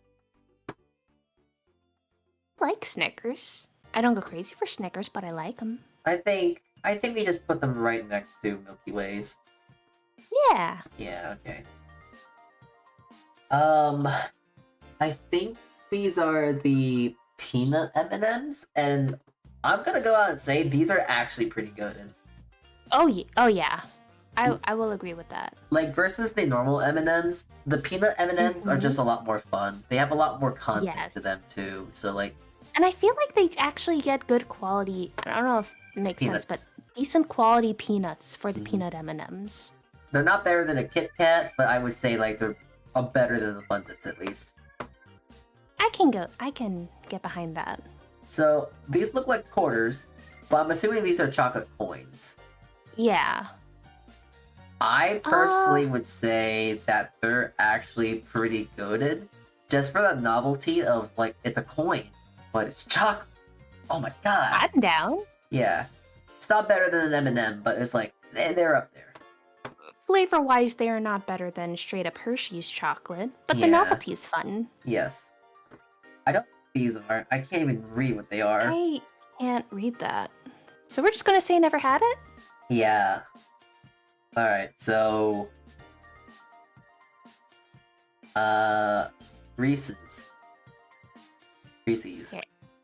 I think Reese's are pretty goated because if you freeze them, they are so good. But what are your thoughts? Ooh, you're gonna hate me when I say this, but like Reese's are my least favorite candy. Out of all, Okay. I've said this. I hate peanut butter and chocolate. Peanut butter That's chocolate fair. flavor. Like that's the brand with Reese's. You know what? If I can hate on mint chocolates, then peanut butter and chocolate can be equally. Can we agree that they're trading fodder? However, I will still put them in goated because I know I don't like Reese's, but I think it's literally just a me thing because my parents love it, my cousins love it, my coworkers love it. I specifically hate Reese's, and I don't know, and it's just because I just don't like it. It just don't taste good for me. Mm-hmm. So I'll put it in goated just because it has that status, but it's like, I don't know. Ooh, ring pops though? Oh, ring pops? What do you say about ring pops? I think they're goated because how many meme proposals have there been with ring pops? Exactly. I would put them right next to the dipsticks. I think they go above the dipsticks, honestly. Okay. Yeah. Runtis? No idea. Me too. Oh, Skittles though? Okay. I'd rather have Skittles than a Crunch Bar, honestly. Ooh.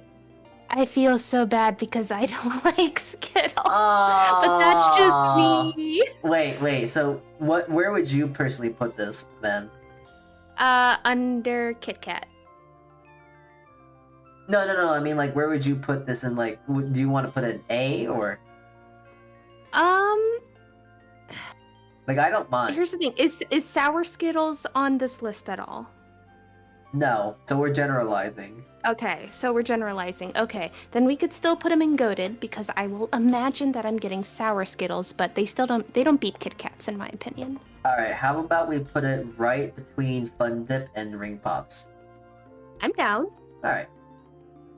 Ooh. Okay, so Smarties. Now we're getting into the real garbage here, but like the loving garbage. So garbage, but I- it's one of those, I hate you, but I love you, but I hate you. You taste like chalk. Why do I love this? Yeah, why is it so... I'm gonna honestly put it at the bottom of goated, because it's like, why are you so good? But I hate you. You're so Yeah. bad. But like, nostalgia blinds me in weird ways. Mm-hmm. I know, it's so weird. It's so bad. It tastes so bad, but it's so good. Did you ever like take some Smarties and then you would put them in the water and then you would wait for you would wait a day and then go back to it and stir it and then have Smarties water? No, I didn't. Okay. Oh well. Neither have I. I've never done such a thing. It's weird. It's really weird. Sure. Yeah. Sour Patch Kids. I think they're pretty good, but for some reason, I really, really love candies that have that sour coating. I like sour candy too. I kind of like them too. So you said goated? I could either do goated or yummers. How about we put it right above the gummy bears? Sure. Because they are just better gummy bears. They're gummy bears with sour. Oh, Sounds okay. good. Starbursts. Okay, I am literally opening a bag of Starburst now. Okay! Well, I'm gonna say And coated. actually, these are Starburst swirlers. Oh, So that's they're fun. Starburst in stick form. Ooh, fun. So we'll generalize and say this is all Starburst because there's no more. But like, I think they honestly can go head to head with a Kit Kat bar. I think it really just depends on I think I will always never say no to a Kit Kat, but I could vary on day with the Starburst. Okay, we'll put under a Kit Kat. I remember when I used to actually get Kit Kats. Mm-hmm. When I was really... this is gonna sound really silly when I say it out loud, but when I was really lazy to eat a Kit Kat, I would actually end up just eating the paper as well. Wait, for the Kit Kat? I mean, not the Kit Kat, sorry, the Starburst. Oh, okay. Oh my goodness. Like, I would actually just, like, chew on the paper like it's gum and then eventually just spit it out. You know what? Now that you mention that, I think I've also done that. It's so easy. You can do it. It's like, oh, nom, nom, nom. Oh, it's I'm eating paper. Oh. Oh, okay. I don't think... Okay. Hmm? These next candies. Oh, these... I'm not sure about you, but I think these are the best candies. Really? You like those? Listen, they are the grandmother candies. They are the literal granny candies. When you can find them, you are old enough to be a grandmother or a grandfather at this point. But they're so good. It's a nice hard strawberry candy with a nice gooey inside. And they're just cute. And they're so elusive. And they're funny. And I love them. So... Elusive? Are they hard to find for you? Yes. I can never find them. But like, really? Like, once a year I can find them. Like, once a year, and it is specifically during February. Any other part of the year, can't find them. But, like, they're so hard to find. And, like, my grandmother did used to buy them and give them to me. So I was like, yes, it's the stereotype of the grandmother candy, but, like, they're so good. They're actually, like, the least offensive, like, hard candy I've ever had. And, like, they're really great. I love them, honestly. Aw, that's adorable. Now, how do you feel about them? Because, like, I don't care if you want to put it in, like, trading fodder. No, I think they're fine. I was just, when you put them all the way at the top, I'm like, I wouldn't take it over an apple, but... Nah, that was a bit overzealous, but I would 100% take this over a Crunch Bar, though. Okay, to me, within the goated tier, they go...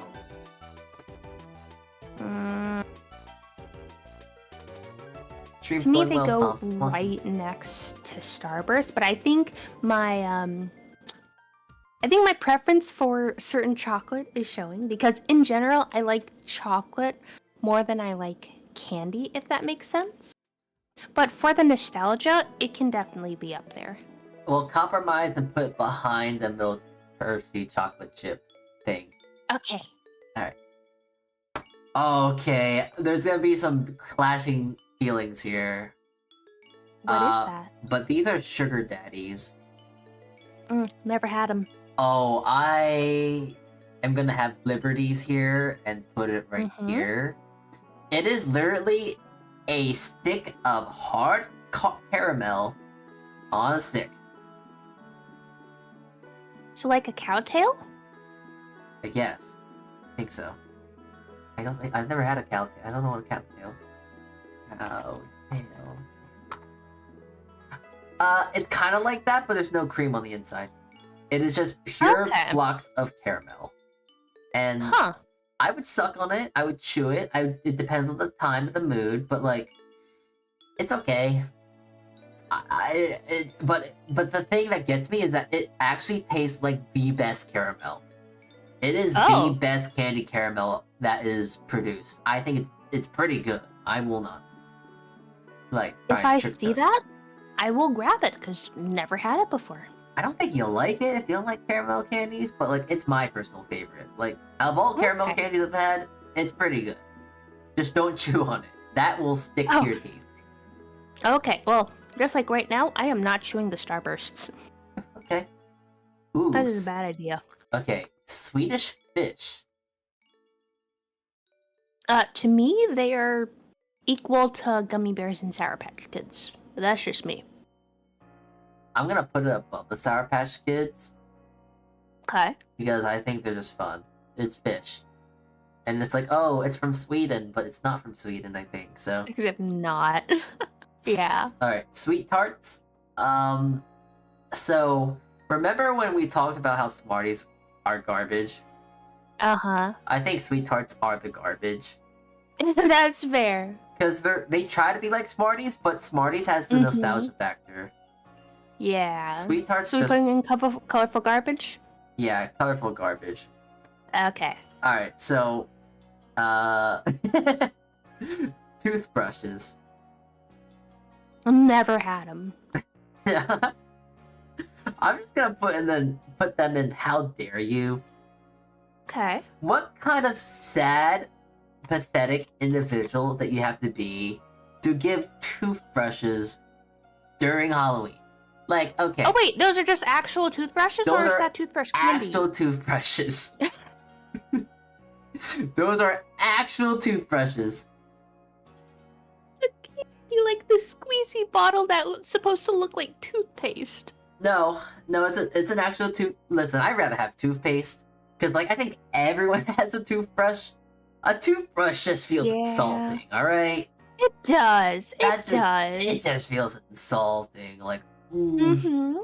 That's actually the top of F tier. Like, that's the most insulting. That's more insulting than the hot tamales. I believe it. I believe it. I can get behind that. All right. Ooh, so now we're getting into the real interesting ones. It's the Tootsie Pops, but they're the fruit flavored ones. Well, everything. Well, not the Tootsie Pops, but the Tootsie Rolls, the fruity Tootsie Rolls. To me, it's color. Well, the fruity ones would be colorful garbage, and the normal Tootsie Roll would be How Dare You. But that's just me. I've never enjoyed them. To me, I don't like the flavor. I like the flavor of specifically the orange Tootsie flavor rolls. I can get behind the chocolate ones because that just doesn't taste good. That is just a block of something. I have no idea what it is. It just... I don't know what it's supposed to taste like. So Chop. would you say that everything that's not the orange one would be trading fodder? Okay, everyone that isn't orange would be colorful garbage. The orange one specifically would be this'll do. Okay, so we can put it in this'll do. Now Tootsie Pops though, I think they are good. Just because it's a lollipop. So, you know, I'm actually kind of surprised. I'm not sure about you, but like when it came to Halloween, I didn't really get Sorry, many. baby just jumped in my lap. Oh, the cat. Yeah. Wow.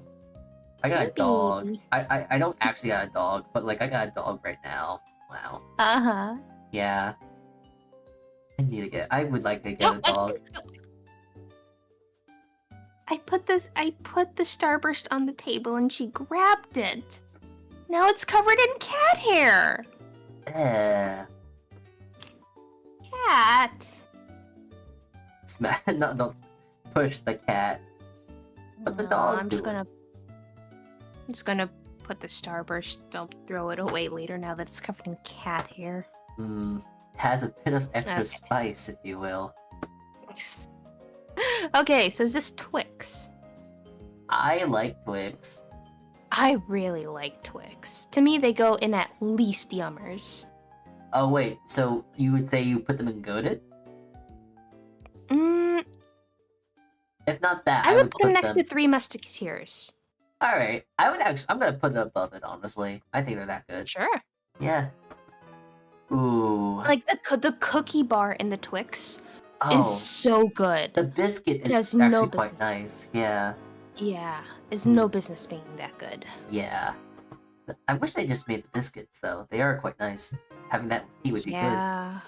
I mean, or maybe just that biscuit and a little bit of chocolate over it. You get to Mm. get rid of the caramel. Yeah, the caramel is a little bit too. It feels too fake to be good.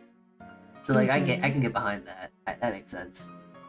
Now, Twizzlers. It's not real licorice, but this is one of my favorite candies. So I would personally put it somewhere in goated, but I know you said something about you not liking licorice. So where would you put it? Oh, normal licorice I wouldn't like, but just from the fact that I don't think Twizzlers have. Wait, no, now I'm remembering it. I would put them in Yummers. I'm not sure if they like beat a lot of the things in goated for me. You know, I rather would have a Twix bar versus a Twizzler, so I can get behind that. Yeah. Alright, so these are the I'm starting sour... to think of things in relations. Okay, okay. So these are the sour punch... Okay, do you know the Warheads? Yes. I think this is the Candy Ropes version of that. Oh, never had. So, if you've had them, put them where you think. I'm gonna put them in colorful garbage. Okay. However, the Warhead candies, I thought they were actually pretty yummers. I think they were actually pretty tasty. Yeah, I would put Warheads themselves in Yummers. Yeah, I think I would put them behind the gummy bears. Okay. Okay. The caramels. Pump thinks that Warheads are pure poison. Well, you know what? You're just baby. You just need to have citric acid, obviously. Alright. Caramels. Oh, the Weatheralls? Yeah. I see you hovering over colorful garbage. I don't like them. I don't like caramel candies. They just taste so... They taste like plastic to me, honestly. I can grab one right now because I just so happen to have some over there in one of the bins, and I could be like, I don't remember what these taste like. I don't like them, period. So... Okay, so, I just don't want to put them into colorful garbage because they're not colorful. Then how about we put it in trading fodder then? But you can't trade it with anyone, so I think we could just do How Dare You. Okay, sure, that works. I'll put it at the bottom so it's the least offensive one. Okay. Whoppers. Trading fodder for me. I think Whoppers that'll do. And it's because I think as I've gotten older, I've appreciated the malted flavor a bit more because it's unique when it comes to candy. I don't like the malted flavor, and I still don't. I think it's just kind of... Do you like malted milkshakes? No. Well, that would explain it. I'm not a huge fan of malt. I've tried using... I actually have malt syrup, and apparently that works very well in bagels, and I still don't like it. I'm not sure, but I'm not a big fan of it, honestly. That is fair. But where would you like it? For the Whoppers? Oh, just that'll do. Okay. Alright, and last but certainly least, the York bars. I mean, I know exactly where they should go in my mind, but what do you think?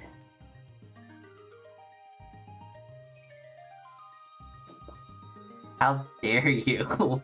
How dare you give me this? That's really? kind of You think that that's worse than all of the other mint chocolates? Okay. I just don't wait, hold on, let me look up a York bar. It has like they're like fluffy on the inside. Right? What are they called? York bars? Mm-hmm.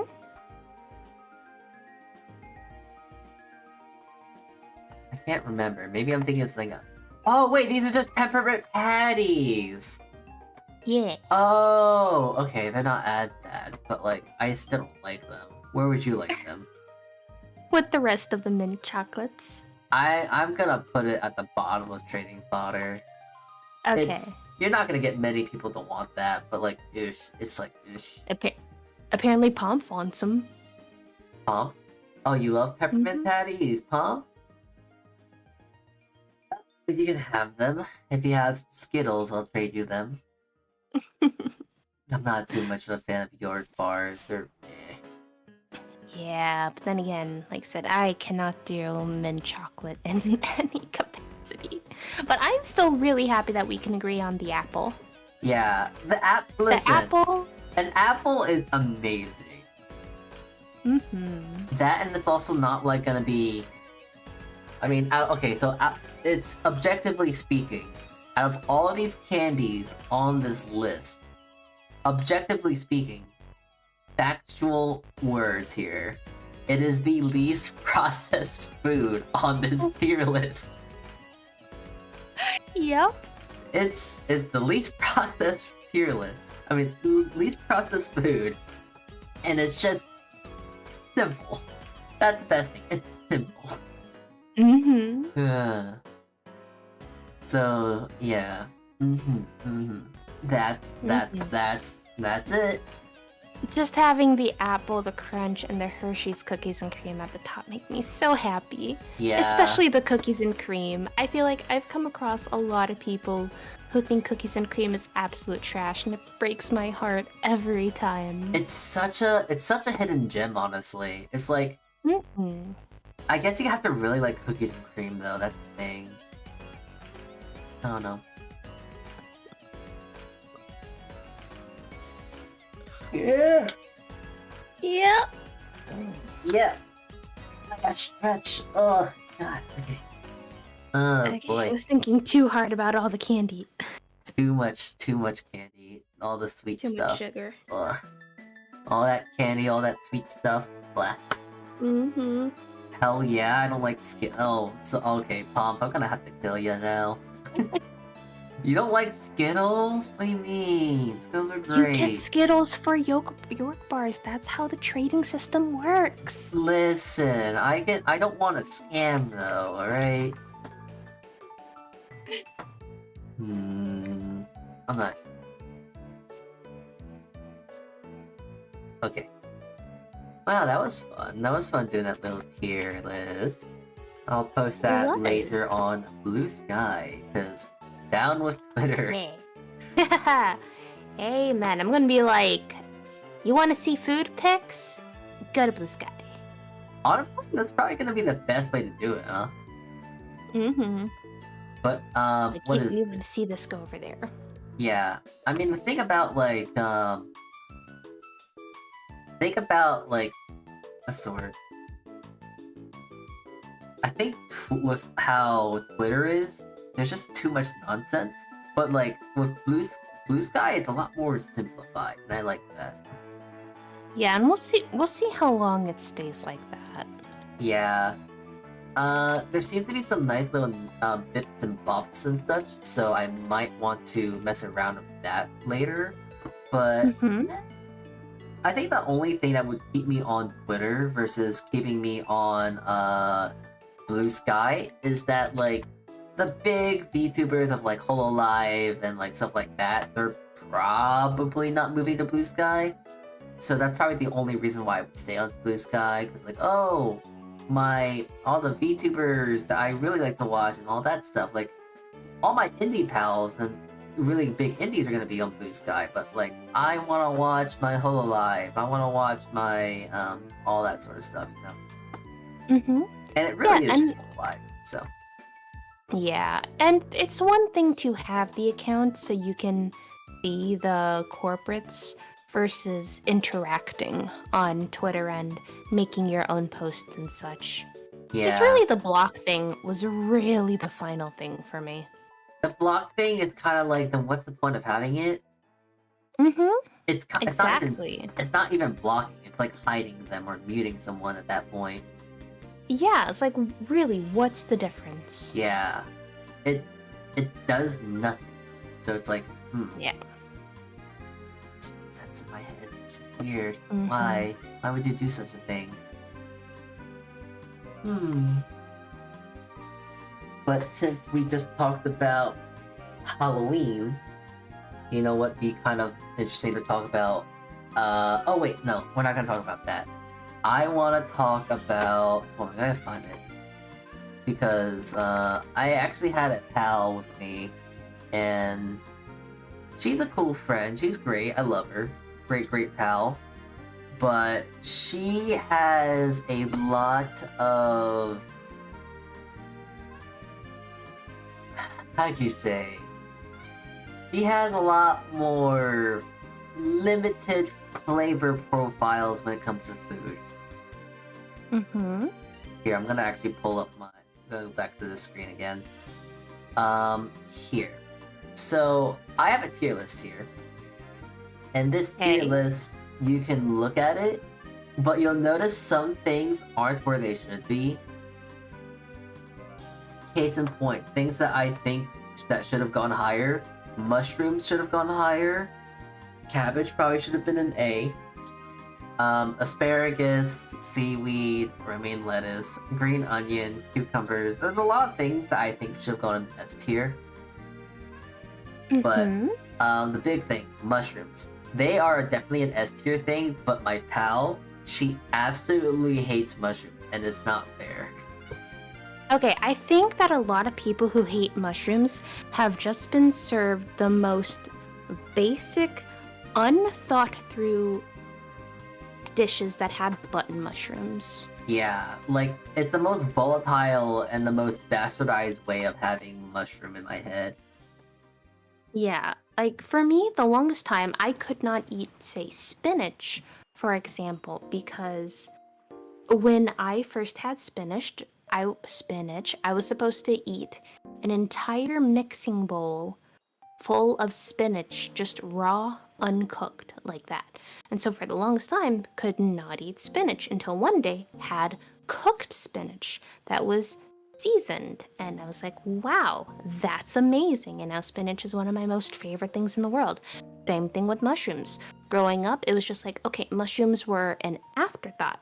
But one of the things that really changed my mind about mushrooms is I had a Polish mushroom soup.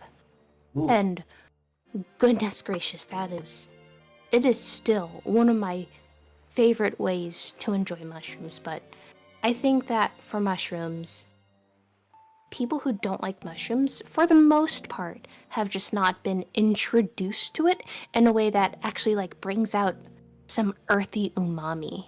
Yeah. I'm also sad that avocado is in B tier, but then again, I just love avocados dear. Like I'll just eat avocados. Oh yeah, avocados are definitely an S tier as well. But once more, a lot of this VTuber that isn't highlighted in blue right here. Right here. Yeah, no, she had some takes. Speaking of which, it gets worse. When the fruits one were kind of normal. She had a lot of fruits, but it gets a lot more controversial when we get here. Because honestly, there's a lot more that should be in much more higher tiers. Wait, meat? Yeah, I think it's protein and such. Oh, wait, hold on. Okay, because I see mushroom in here and I'm like, well, Yeah. I don't think that's fair to put that on that list. Yeah. But, I will say, I think the funniest debate I had, which was an easy debate with me and her, because actually her and I agreed on this, and I'm not sure what your opinion on it, but I think bacon isn't really that great. Again, I think that depends on what kind of bacon you get, because there's definitely some better bacon than others. So a good quality smoked bacon is amazing. But otherwise, you're gonna get. Oh, continue. Finish your thought. Oh, but if you get some rinky-dink, thin-cut, super processed, I mean, of course, bacon is going to be processed, but there are definitely some bad bacons out there, and I know when I go to a restaurant and I have pre-cooked bacon. I couldn't tell you what the taste is, but that stuff is vile. But I like a really good quality bacon. Oh yeah, you can tell when a bacon is actually like processed or highly processed or fake even. You can very much tell. Mm-hmm. But Mm-hmm. I think even if you give me a good quality piece of bacon, I still think it's gonna be in the same tier it is. Now, I'm not saying that the best bacon in the world is as good as the worst bacon in the world. No, no, no, no, no. I'm talking about, we're talking about, like, this is the best bacon in the world. I would still think it's B. I don't think Have it's you still ever that interesting. have you ever had a sugar-coated bacon? I've had To sugar-coated the bacon, I have sous vide bacon, I had thick-cut bacon, I have lardons, I've had every single bacon that is possible to have. It is very, very... Okay. It's something that is overused to where it kind of feels overused. I'm not trying to be contrarian, but it's like, Mm-hmm. here's my big counterpoint. Would you rather have a pound of bacon or a pound of steak? Oh, well, of course, yeah, steak. Yeah, that was my counterpoint, because like bacon is great and it's good to put on something. Like salads is great and this and that, but like you can put bacon on everything and it does work, but it's like obnoxious, you know? Fair. Like Now, I like. what do you think? Sorry.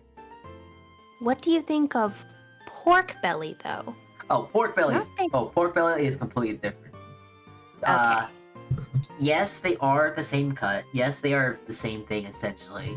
But no, they are not, because pork belly has a completely distinct flavor. It's gonna be more often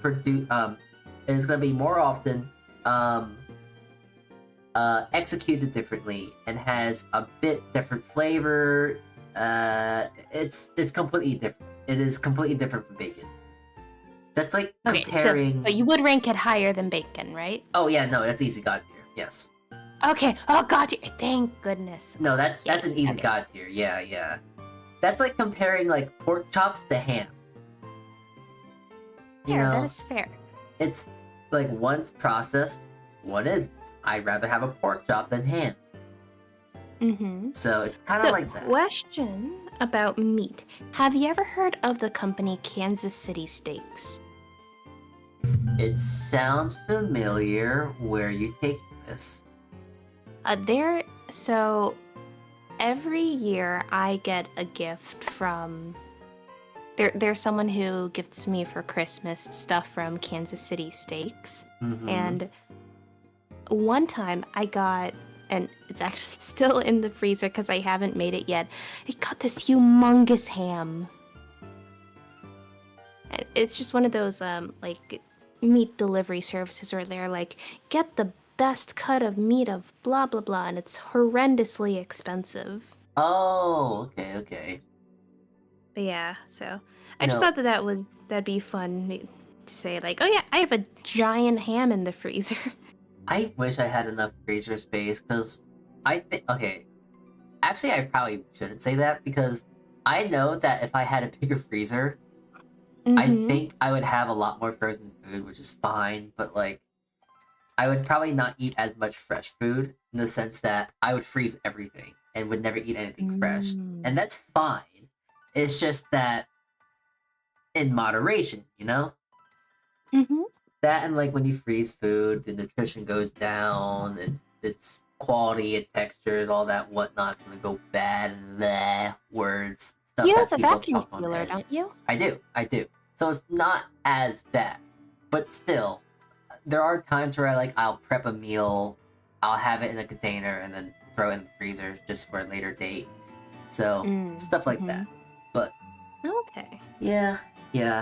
Oh, also, I'm surprised you haven't noticed the one particular thing in trash.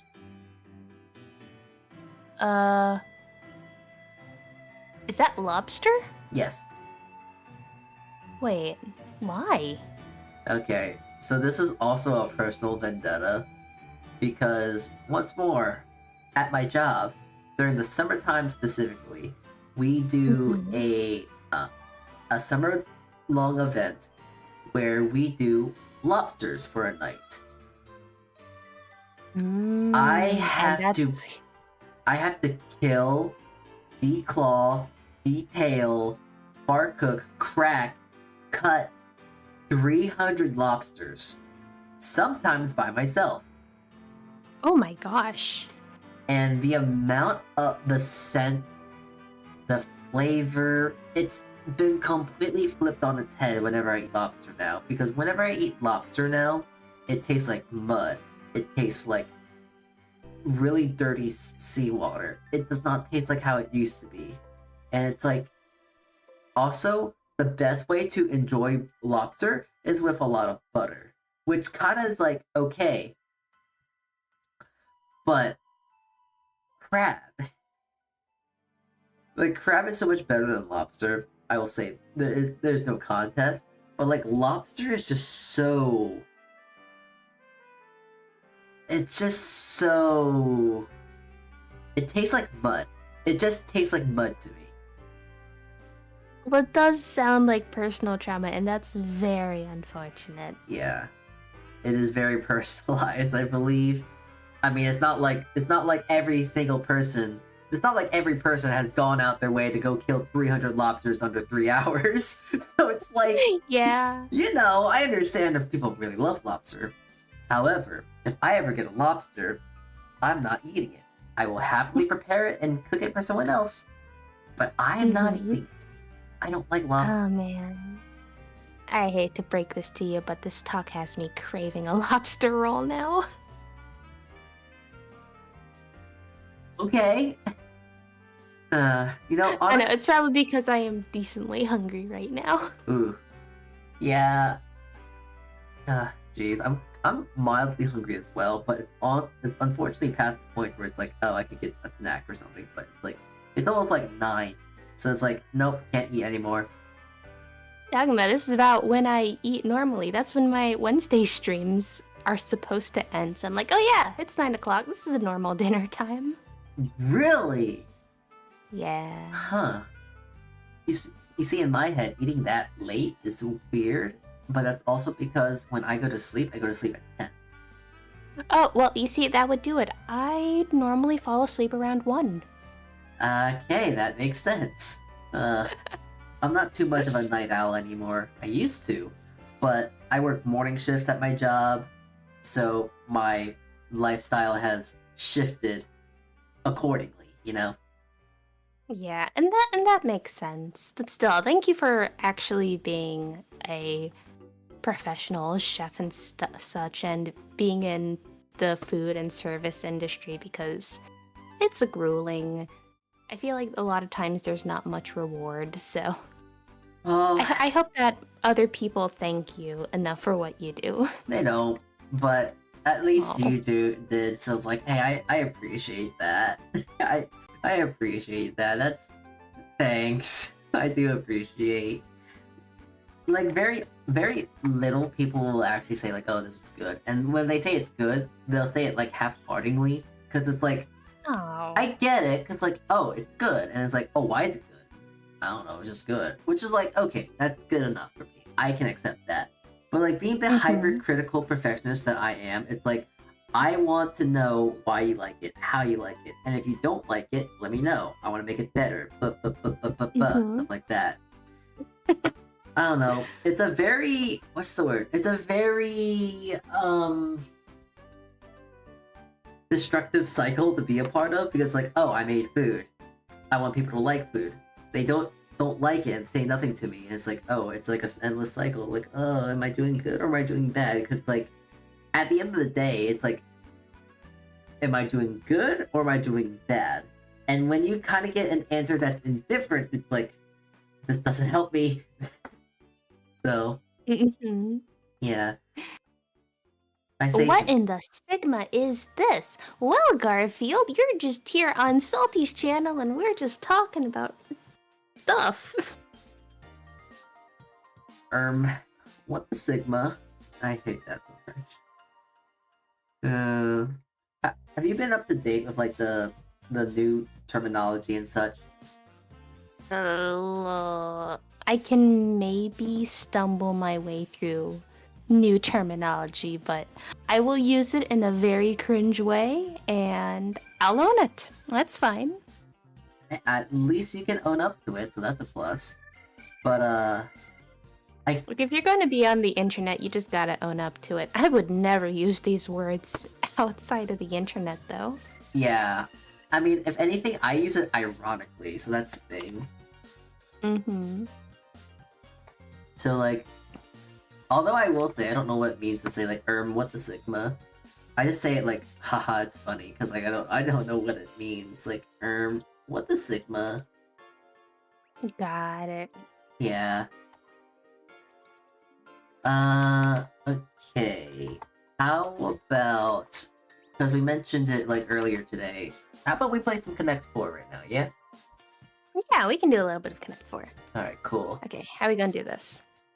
I have a website. Okay. Hold on, let me send it to you. And I will just, put this back on. She's lying. Not everything is true. Everything is true. Everything is right. What do you mean? Gaslight, girl boss, gatekeep. I love that phrase. That's fun. It's a good. Okay, It is a there we good go. phrase. All right. Are you ready? I think so. All right. Let's see. All right. I think I go first. All right. Okay. We're gonna be a little spicy. Mm-hmm. We're gonna go here. Oh, fast! I like that. Alright, sweet. Nice. I actually gotta think for this now. Because it's like, oh. Ah. Okay. Okay. Oh, I can see like 5 moves already. I'm just. Oh, I knew it. Oh, I knew it.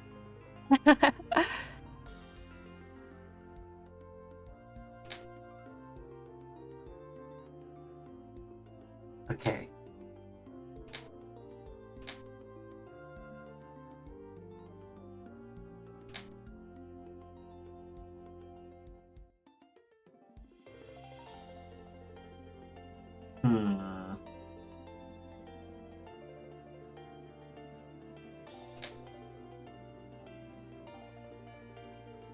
It's quite the conundrum we've gotten ourselves into.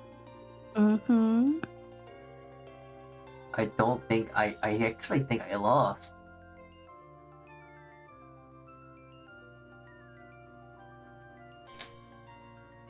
Yeah.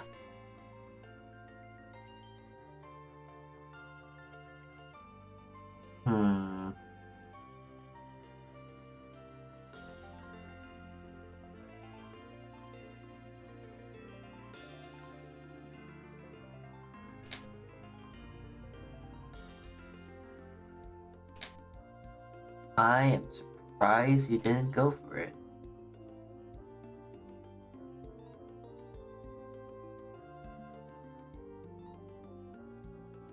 Kind of the same dealio, though.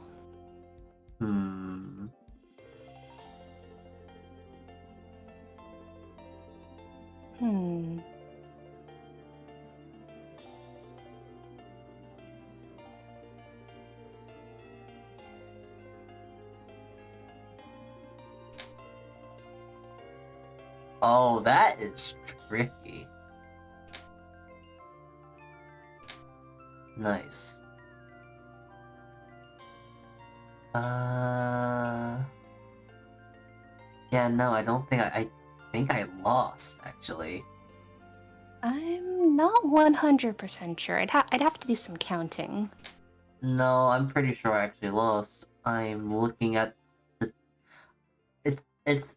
Because now the game is a game of stalling. Because I can see... There's one way one of us can win. And I'm looking at it right now. It just matters on how long can we stall. Yep. And I think statistically, I think you win. How the numbers are rolling out to be. Wait. Maybe.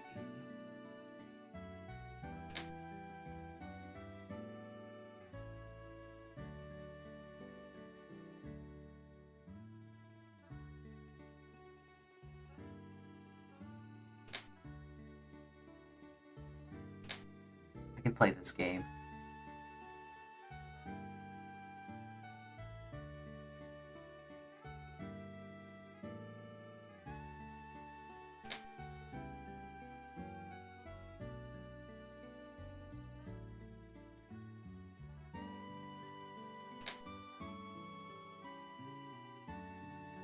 Oh no, I might. Did I lose this one?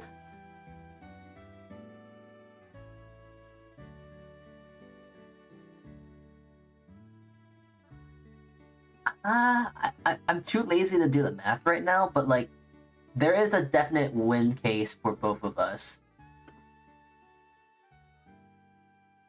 It is a game of stalling at this point. Mm-hmm. Because I can see the way you can win. I bet you can see the ways I can win. Oh yeah. So... But it's just a matter of who drops it first.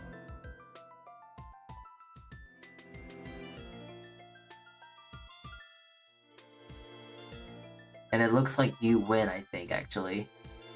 How that works out. Oh, I think you win. Unless I messed this up. I don't know. The way I counted it, I think... You know it's your turn, right? Yeah. Alright, okay.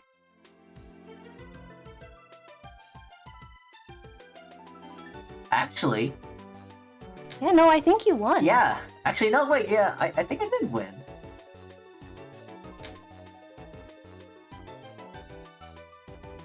Actually... No, I think it's actually gonna be a tie. Ow! Sorry, cat. It's alright, I get it. I don't, but I get it. She almost made me click on the wrong spot. Cat's trying to sabotage, my god, I can't believe it. Yeah. I actually think it's a tie.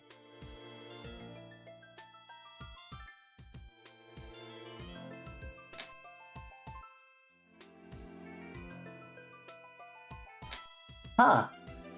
No, You gave up your win. No. You gave up your win! I didn't see it.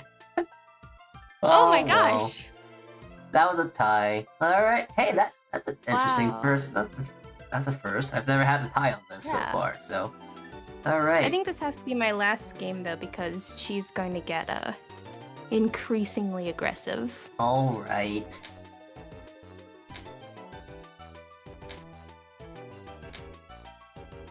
Okay.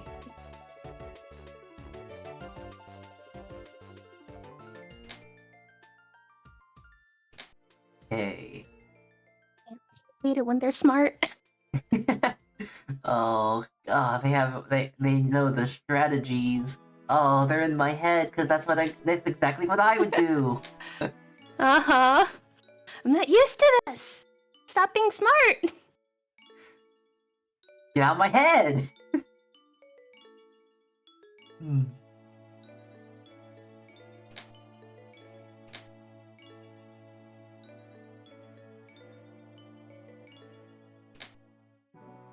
Nice.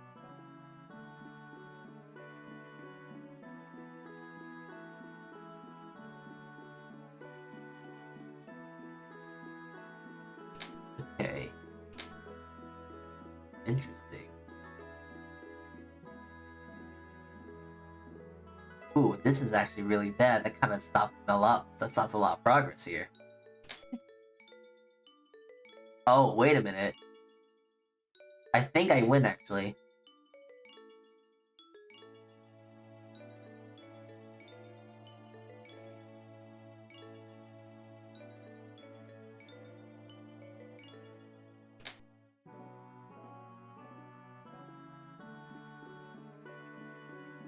Yeah, no, I Dang won. it. I did won. fall for it. Dang it.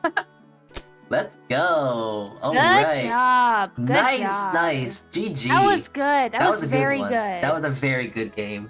Yes. Like, I can't shake your hand, so. Bash our heads together. Yeah.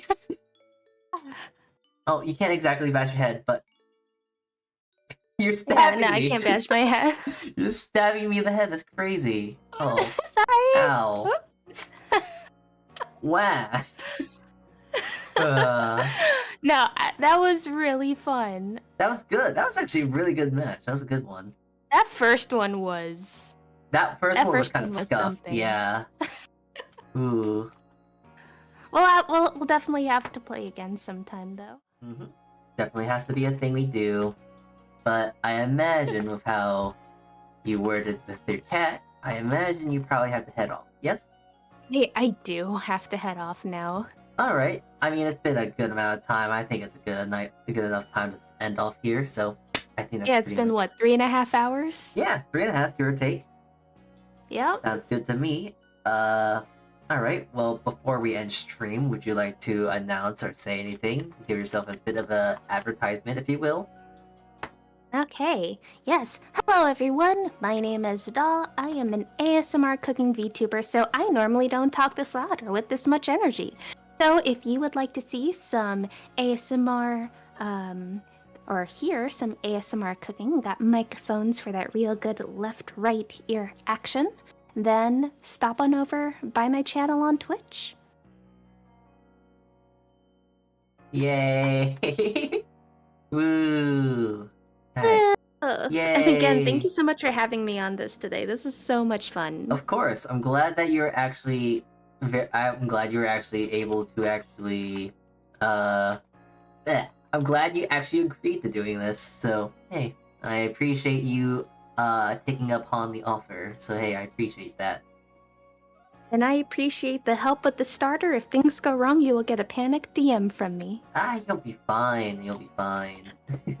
I They got all faith in say. you. You seem to know what you're doing for the most part. So Okay, well, I'm a head off then, so I don't know if are you gonna end the stream here or should I just bounce on off?